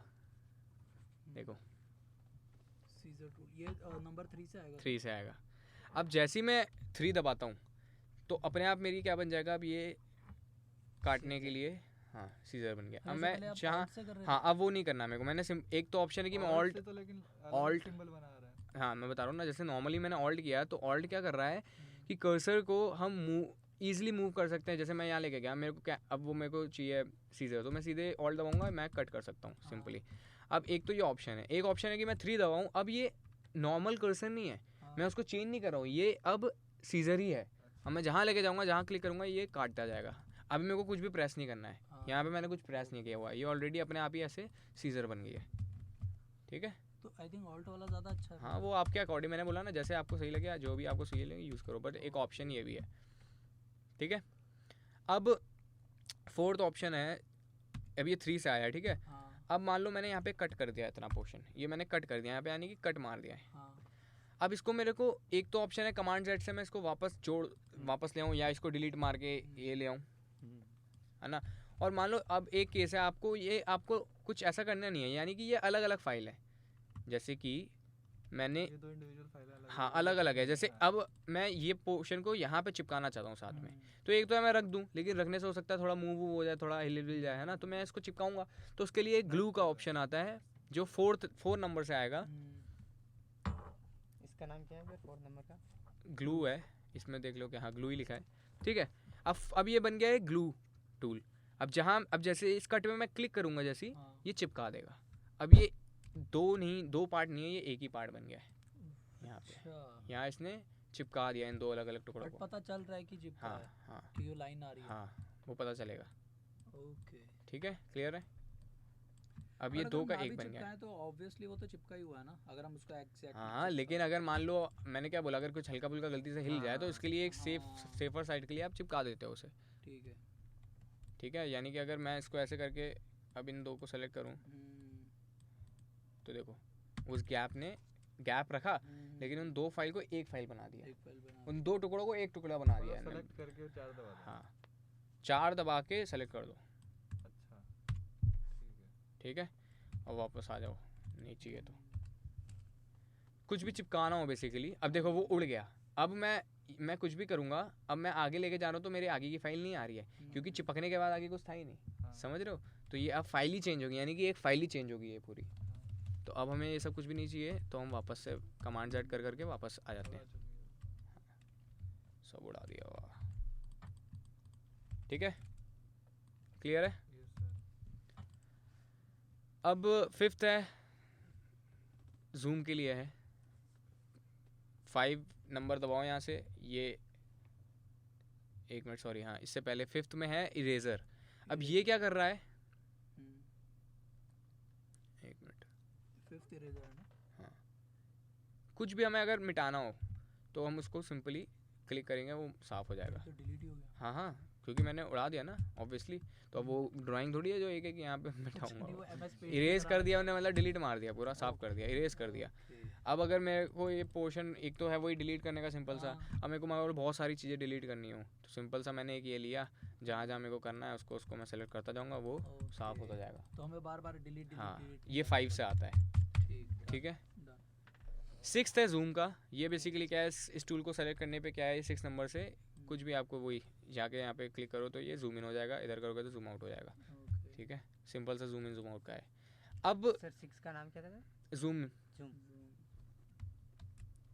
ठीक है। ठीक। अब हम वापस इसके आगे है 7 में। 7 का बहुत इंपॉर्टेंट और काम का है, जो मैंने म्यूट का बताया था तुम्हें, हाँ। वो यहाँ भी है। 7 से ये क्रॉस एक आता है काटा, अच्छा। यहाँ पे भी देखो काटा बनकर आ रहा है। हाँ। तो अब मेरे को मान लो मेरे ये मैंने पोर्शन काटे हैं, हाँ। अब मेरे को एक ये म्यूट करना है, ये म्यूट करना है, ये म्यूट करना है। एक तो तरीका है वो जाऊँ मैं वही शिफ्ट एम दबाऊँ, थोड़ा सा लॉन्ग प्रोसेसिंग है, बार बार जाओ के शिफ्ट एम दबाना। एक है कि मैंने सिंपल सा 7 दबाया, मेरा अब ये बन गया क्रॉस।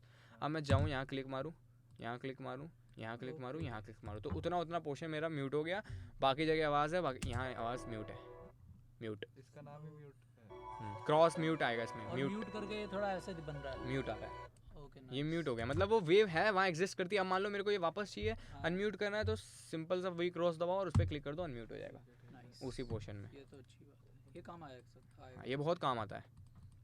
कुछ भी आपको अच्छा अनवांटेड लग रहा है लेकिन आप डिलीट नहीं करना चाहते हो, एक तो ऑप्शन है कि इसलिए उड़ा दो, लेकिन उड़ा दिया भाई से बाद में जरूरत पड़ी तो इसलिए आपको अगर कुछ रखना है तो वो म्यूट अनम्यूट करके यूज़ आप इस टूल तो को हमें 7 मान से लो यूज़ कर हम सकते हैं। इसको क्या कहते हैं, अपना रेंज सिलेक्शन करके फिर म्यूट करें तो वो वैसे हो जाएगा? क्या रेंज सिलेक्शन, इसको सेलेक्ट करके करें? नहीं, रेंज सेलेक्ट करके। जैसे रेंज सिलेक्शन करके पहले हमने ये सेलेक्ट किया, फिर उस पर्टिकुलर सिलेक्शन में ही म्यूट किया। ये कह रहे हो ना तुमने, ये सेलेक्ट किया ये एरिया? सर बताओ। रेंज सिलेक्शन लिया हमने, ये वाला था। अब हमने इतना सेलेक्ट करा और अब हम इसी वो को दबा दें म्यूट करना 7। चाहते हैं। नहीं होगा, अच्छा वैसे नहीं होएगा। एक बार इसमें, कट लगाने पड़ेंगे। हाँ ये इससे कुछ नहीं होगा, इससे नॉर्मल आपको सेलेक्ट करके कट मारना ही पड़ेगा, हाँ। तब होगा ये। ठीक। क्योंकि एक सिंपल सा एक टूल है जिसको आप अलग अलग पोर्शन में लगा रहे हो। अब अलग अलग ट्रैक है आपके पास, जहाँ जो म्यूट करना है उसको सेलेक्ट करते जाओ, ये सब म्यूट होता जाएगा अपने आप, जितना सेलेक्ट करोगे उतना म्यूट होगा। ठीक है, अब इनकी बहुत प्रैक्टिस करनी पड़ेगी अच्छे से, तब जाके ये सब हाथ में सेट होंगे। सही बात, ये थियोरेटिकली याद तो करने वाली चीज़ नहीं है। हाँ ये तो हाथ जब जितना मारोगे हम इसमें, गाने बनाते रहेंगे। के साथ आएगा ये इसीलिए मैं पहले करा रहा हूँ ये, हाँ। ताकि क्यूबेस, क्योंकि फिर वही है, फिर अलग अलग हो जाएगा सब तो समझ नहीं आएगा ऐसे। इससे एटलीस्ट तुम लोगों का बेसिक सारा बहुत अच्छे से क्लियर हो जाएगा। बिल्कुल, बिल्कुल। क्रॉस हो गया, ये क्या चीज़ है? ये बेसिकली देखो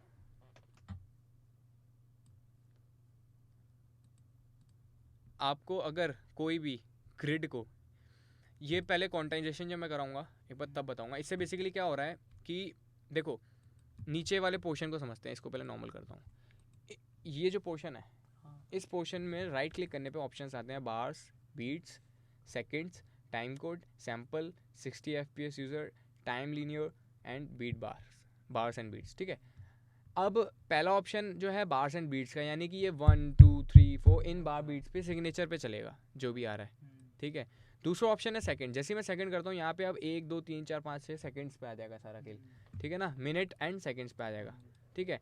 टाइम कोड में क्या है, टाइम कोड में और डिटेलिंग जो टाइम कोडिंग होती है तुमने वीडियो में भी देखी होंगी एडिटिंग में, कि एक जैसे 55 सेकंड के कोड वो उस तरह से आ जाएगा, यानी कि 5 सेकंड आ गया, 10 सेकंड, ये भी बेसिकली सेकंड्स ही हैं। तो फिर सेकंड्स हैं, तो फिर अलग ऑप्शन क्यों दिया? अलग ऑप्शन इसलिए क्योंकि ये जब हम वीडियो में कुछ काम करते हैं तो और डिटेलिंग में कुछ काम करना हो तो मूव कर सकते हैं। हाँ ये देखो ऑप्शंस और आ जाएंगे जो सेकंड्स के भी पार्ट सेकंड्स में। देखो सेकंड्स में क्या आ रहा है, 20 20.5 21। टाइम कोड में क्या आ रहा है, 20 0.5 पॉइंट देने की, और डिटेलिंग में इन्होंने सेकंड्स दे दिया आपको, ठीक है। सैम्पल्स बेसिकली जो सैम्पल रेट मैंने बताया वो अलग अलग सैम्पल्स आ गए उसके, कि कहाँ से कहाँ तक सैम्पल्स हैं। सैम्पल्स में अगर कुछ करना हो तो ये कर सकते हो। एक ही होंगे? हाँ मतलब वो सैम्पल्स चल रहे हैं, वो रिकॉर्डिंग के सैम्पल्स चल रहे हैं। अच्छा 60 FPS आ गए, ये फ्रेम्स आ गए। वीडियो का कुछ आपको करना हो, फ्रेम एक एक फ्रेम में आपको एडिट करना हो, सेट करना हो, तो आप उसमें कुछ कर सकते हो, ठीक है। उसके बाद नॉर्मल ये टाइम लीनियर है एंड बार्स एंड बीट्स पे आ जाओ। अब ये क्या है, ये बेसिकली क्या कर रहा है, अगर ध्यान से समझो, देखो टाइम लीनियर में क्या आ रहा है, ये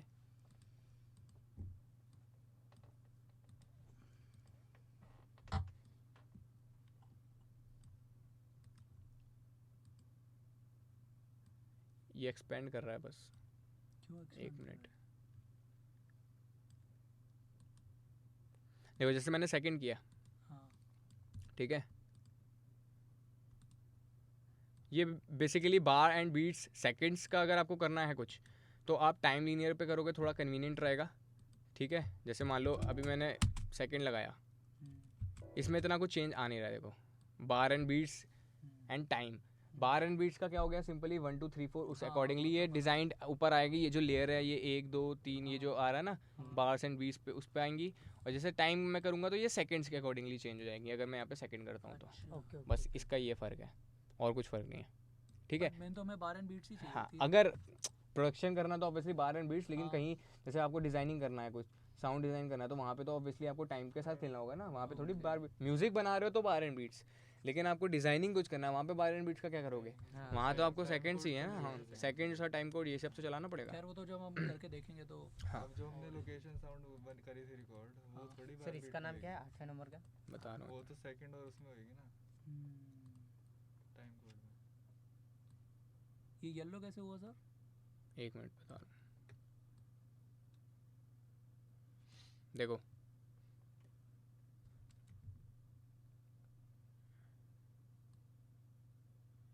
अब जैसे हम ये कौन सा पार्ट है, 8 है 7 है 8 है, नहीं 8 नहीं है, 8 हमारा ये है, ये इसका कोई शॉर्टकट नहीं है। इसका देख लेना एक बार प्रेफरेंसेस में जाके एग्जैक्टली क्या है ये। इसका काम क्या है मैं बता देता हूँ। जो ऊपर बार्स हैं इनको मान लो मेरे को अलग सिंपली एक्सपैंड करने हैं। जैसे कि ये बार है, देखो ये मैं यहाँ पोर्शन लेकर आया, यहाँ से सेलेक्ट हो रहा है ये, ठीक है, जो हमारा लोकेटर है। एक सेकेंड,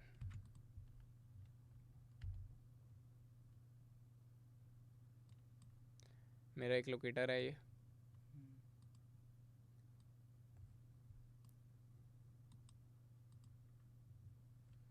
अब इस केस में मैं क्या कर सकता हूँ,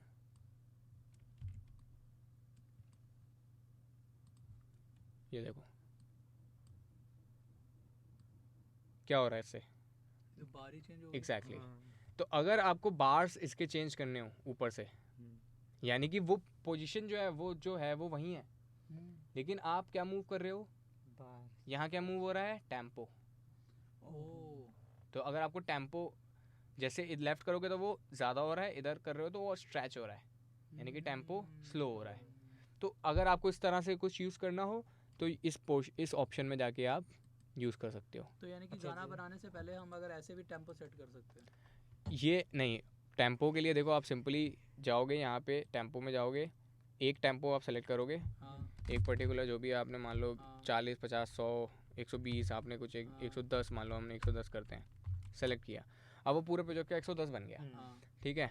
अब एक हम टाइम सिग्नेचर सेट करेंगे 4 4x4 3x4 5x4 जो भी हमें सेलेक्ट करना है 7x4 वो हम कर देंगे, वो सेलेक्ट हो गया, ठीक है।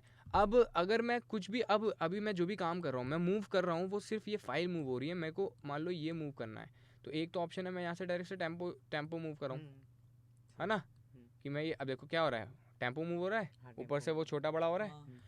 और एक ऑप्शन है कि मैं यहाँ से जाके इसको सिंपली क्या कर सकता हूँ, टेम्पो इसको स्विच ऑफ करना होगा। अब उतने पोर्शन में जहाँ भी मैंने ये देखो ऊपर एक और ऑप्शन है यहाँ पे, ये क्या है, ये दिख रहा है ये, हाँ, जहाँ भी, हाँ एग्जैक्टली, टेम्पो एंड उसका स्ट्रेच और कंप्रेस कर सकते हैं। ये बेसिकली स्ट्रेच और कंप्रेस कर रहे हैं एक पर्टिकुलर एरिया को। अब जितना भी ये सेलेक्टेड होगा, जैसे अगर मैं इतना सेलेक्ट कर दूंगा, ये देखो मैं ऑडियो में कुछ नहीं कर रहा हूँ, मैं क्या कर रहा हूँ, ये लाइन जो है ये देखो, इसको जूम अगर मैं करूँगा, बट इसका यूसेज क्या यूज़ ये है, जैसे मान लो ये है, इस पर मेरे को इसको बढ़ाना है इतने एरिया को, तो अभी कितना एरिया बढ़ रहा है मेरा, जो यहाँ से लेके यहाँ तक, ध्यान से देखो, वो मैं समझ गया। यहाँ से लेके यहाँ तक, अगर मैं इसको और मेरे को मान लो इतना एरिया ही बढ़ाना है, बस एक बार बढ़ाना है, मैं इसको यहाँ ले आया, अब देखो अब क्या हो रहा है, अब वो पर्टिकुलर 256 से 257 बार छोटा बड़ा हो रहा है बस। तो इसका यूज़ जब आप काम करोगे इस तरह का, अगर कुछ आए आपको कि जहाँ एक पर्टिकुलर एरिया में आपको सेलेक्ट करके वो उस पर्टिकुलर एरिया में कुछ बीट्स एंड बार्स को बढ़ाना या घटाना हो उस एरिया को, तो आप सेलेक्ट करके ऊपर से कर सकते हो। मेरे को और बड़ा करना है तो मैं इसको और बड़ा कर सकता हूँ, और फिर अब मैं जो करूँगा वो यहाँ से लेके इस पोर्शन से लेके इस पोर्शन तक होगा। बट वो रेयर केसेस में होगा ना? हाँ रेयर केसेस में, ये तो यूजेस है, देखो ऑप्शंस हैं, मैंने बोला ना वर्सिटैलिटी के लिए इन्होंने ऑप्शंस दे रखे हैं आपको, वो यूज़ आप जब करोगे ऑब्वियसली कहीं यूज़ होगा कहीं नहीं होगा, कहीं अब ये इतना ईजिली आपको यूज़ नहीं करने मिलेगा, जब कहीं कुछ इस तरह का होगा। अब देखो चेंज हो गया सब, यहाँ देखो टेम्पो 267 आ रहा है, यहाँ कुछ और 84 आ रहा है, यहाँ कुछ आ रहा है, यहाँ कुछ आ रहा है 130, तो टेम्पो चेंज हो गया पूरे यानी कि उसका। सर जी जैसे कि कोई से भजन वगैरह होते हैं उसमें स्टार्टिंग में टेम्पो कम होता है, हाँ, फिर धीरे धीरे हाँ, धीरे धीरे हाँ, बढ़ता जाता है, हाँ, तो वही। तो इस केस में आप ऐसे भी कर सकते हो और टेम्पो ट्रैक से भी कर सकते हो, लेकिन जनरली लोग टेम्पो ट्रैक से करते हैं, वो ईजी रहता है, हाँ, क्योंकि आप उसमें पर्टिकुलर एरिया में ऑटोमेशन वगैरह यूज़ कर सकते हो। हाँ, तो इसमें थोड़ा सा ये कॉम्प्लिकेटेड होता है तो इतना यूज़ नहीं होता है। जनरली मैंने भी इसको बहुत ज़्यादा यूज़ नहीं किया, मेरे को भी कभी करना होता है मैं सिंपल टेम्पो ट्रैक यूज़ करता हूँ, उससे हो जाता है, क्योंकि इसमें आप एक एक एरिया को कुछ करो वो बहुत डिटेलिंग में, अब जैसे वो चेंज हो गया है अब वापस से ढूंढो करो तो वो उसमें थोड़ा पंगा होता है। इसमें क्या है, इसमें सिंपल से एक लेयर बन जाती है टेम्पो ट्रैक में, उसमें सब दिख जाता है, ठीक है। तो ये एक ऑप्शन है बेसिकली। अब यहाँ पे क्या है, ये पेंसिल टूल है, सर 8वें नंबर का टूल का नाम क्या था? ये पेंसिल टूल है, पेंसिल टूल 8 पे उससे पहले इसका है, इसका कुछ वो नहीं है, हाँ क्या है वैसे, इसका नाम क्या है? टाइम वॉप, ठीक है। ये इसका कोई शॉर्टकट नहीं है, इसका होगा शॉर्टकट ऑब्वियसली, लेकिन 8 नहीं है इसका, हमें प्रेफरेंसेस में जाके देख लेना क्या शॉर्टकट है, वो पता चल जाएगा। 8 अगर दबाओगे तो 8 पे आ रहा है क्या, पेंसिल। अब इसका क्या काम है, जो पेंसिल का होता है बेसिकली आप ड्रॉ कर सकते हो कुछ भी इसमें, ठीक है ना, ये ड्रॉ ही आ रहा है इसमें ऑप्शन, लेकिन ये पेंसिल ही एक तरीके से। अब आप पेंसिल से कुछ भी ड्रॉ कर सकते हो, जैसे कि मेरे को मान लो अब ये पोर्शन है, मेरे को कुछ ड्रॉ मैंने यहाँ पे कर दिया, अब यहाँ पे डॉट्स आ गए देखो ये, तो मैं ऑडियो की वॉल्यूम के साथ खेल रहा हूँ, कुछ भी ड्रॉ कर रहा हूँ अपने अकॉर्डिंगली, जैसे ऑटोमेशन होता है नीचे उसी तरह का ये भी काम हो रहा है। अब देखो ये वॉल्यूम अजीब सा हो गया होगा, मैंने ड्राइंग कर दी इसमें, ऊपर नीचे जाएगा, लो हो गया सर, लाउड हो गया, ड्रॉ कर सकते हैं फिर तो हम। हाँ ऑटोमेशन में जाके आप कुछ भी ड्रॉ कर सकते हो, इफेक्ट्स पे जाके EQ पे ये जब मैं ऑटोमेशन सिखाऊंगा तब बताऊंगा। इसमें आप EQ कंप्रेसर और जितने भी एडिटिंग जितने भी इफेक्ट्स होते हैं वो आप सब पर्टिकुलर अलग अलग जाके कर सकते हो, ये बात का खेल है अभी बस। ये टूल इससे आप क्या कर सकते हो, इस पर्टिकुलर से आप कुछ भी क्रिएट कर सकते हो, कुछ भी बना सकते हो। अब जैसे मेरे को मान लो यहाँ पे एक मेरे को जैसे मिडी है, जैसे मैंने कोई एक मिडी लिया, मेरे को ये इतना पोर्शन मेरे को कुछ चाहिए, अब मेरे पास एक तो होता है कि मैं मिडी से बजाऊँ, मेरे पास ये नहीं है, तो ऑब्वियसली मेरे को ड्रॉ करना पड़ेगा कोई पहले ना, तो वो ड्रॉ मैं कैसे करूँगा, सिंपली 8 दबाऊँगा, पेंसिल यहाँ पर आएगा, ये ड्रॉ टूल आएगा, उसको मैं ऐसे जहाँ जितना करूँगा उतना ये बन जाएगा। अब मैं उसके अंदर जाके उसमें कुछ भी उसके उससे कर सकता हूँ, जैसे मैं एग्जांपल दिखाता हूँ, एक इंस्ट्रूमेंट ट्रैक लिया कुछ भी सिंपल सा, वो कहाँ है, कुछ भी एक ले लिया, ठीक है। अब एक तो ऑप्शन है कि मैं सिंपली जाऊँ और यहाँ से प्ले करूँ, है ना। एक ऑप्शन क्या है कि मैं यहाँ से 8 दबाऊँ, यहाँ से एक क्लिक करूँ, अब अंदर जाऊँ, अब ये देखो ये खुल गया। अब मैं इसमें कुछ भी ड्रॉ कर सकता हूँ। अब यहाँ पे मैं ड्रॉ करने के लिए मेरे को क्या चाहिए, फिर से वही पेंसिल टूल, 8 दबाया, अच्छा, ऐसा है अब क्या? आप यहाँ पे जहाँ जहाँ क्लिक करोगे वहाँ ये नोट्स आपके ड्रॉ होते जाएंगे, जैसे एफएल में होता है। प्ले क्यों नहीं हो रहा? साउंड नहीं होगा इसमें, ठीक है। अब ये आपका उस अकॉर्डिंगली प्ले चलता जाएगा, होता जाएगा, ड्रॉ हो रहा है। जितना बड़ा करना है उतना बड़ा, जितना छोटा करना है, जो भी जैसा भी करना है बेसिकली अपने अकॉर्डिंगली वो आप कर सकते बट हो। ये हम नॉर्मल उससे नहीं कर सकते ना इसमें? क्या नहीं, नॉर्मल से भी कर सकते हो। नॉर्मल में क्या होगा, देखो नॉर्मल के केसेस में क्या है, नॉर्मल में नहीं होता, इसमें नहीं, नहीं है ना? इस वाले में नहीं है, लेकिन 10.5 में शायद आ गया ये आगे होगा। ऑप्शन। हाँ, नॉर्मल का मतलब नॉर्मल कर्सर के साथ, नॉर्मल टूल के साथ, नॉर्मल Actually, साइजिंग के मेरे साथ। को ना एबल्टन में यही चीज़ अच्छी लगी थी मेरे को ना, इस पे ड्रॉ करने के लिए टूल सेलेक्ट करना पड़ता है। हाँ, उसमें आप- ऐसा नहीं है। इसमें हाँ ऐसा नहीं है। हाँ, लेकिन ये भी सही, इसमें क्या 1 सेकंड लगेगा यार, 8 दबा ड्रॉ मार दो, इसमें इतना क्या, अब इसके लिए तो एबल्टन यूज़ करोगे। नहीं वो तो ऑब्वियस ही बात है। समझ रहे हो? तो ये ऑप्शंस हैं, बाकी आगे का हम कल समझेंगे। चलो ठीक है। इसको उड़ा ही देना, अभी इसमें कुछ खास है नहीं, वैसे हाँ, ये सेव तो कर लिया मैंने इसको, delete कल यहीं से खोलेंगे, उसके आगे का समझेंगे हाँ, फिर कि ठीक आगे के पोर्शन क्या है, ये आगे जो जितने भी ऑप्शंस हैं ये सब क्या ये काम है, करते हैं। आगे उसके ऊपर भी आगे प्रोजेक्ट है। में हमने अभी कुछ नहीं समझा है, ये सब समझेंगे, ठीक है। ठीक तो अभी हम बहुत सारा है हमारी ये एक एक करके एक एक और क्लासेस ये में। भी नहीं हुआ अभी तो हाँ पूरा। हाँ, इसको भी बाद में सारा एक एक समझेंगे, लेकिन अभी जो समझ आ रही है वो सब समझ में आ गया। हाँ वो तो आ गया। इसको बंद करके इसको सेव कर दो, ठीक है। स्टॉप। Stop recording.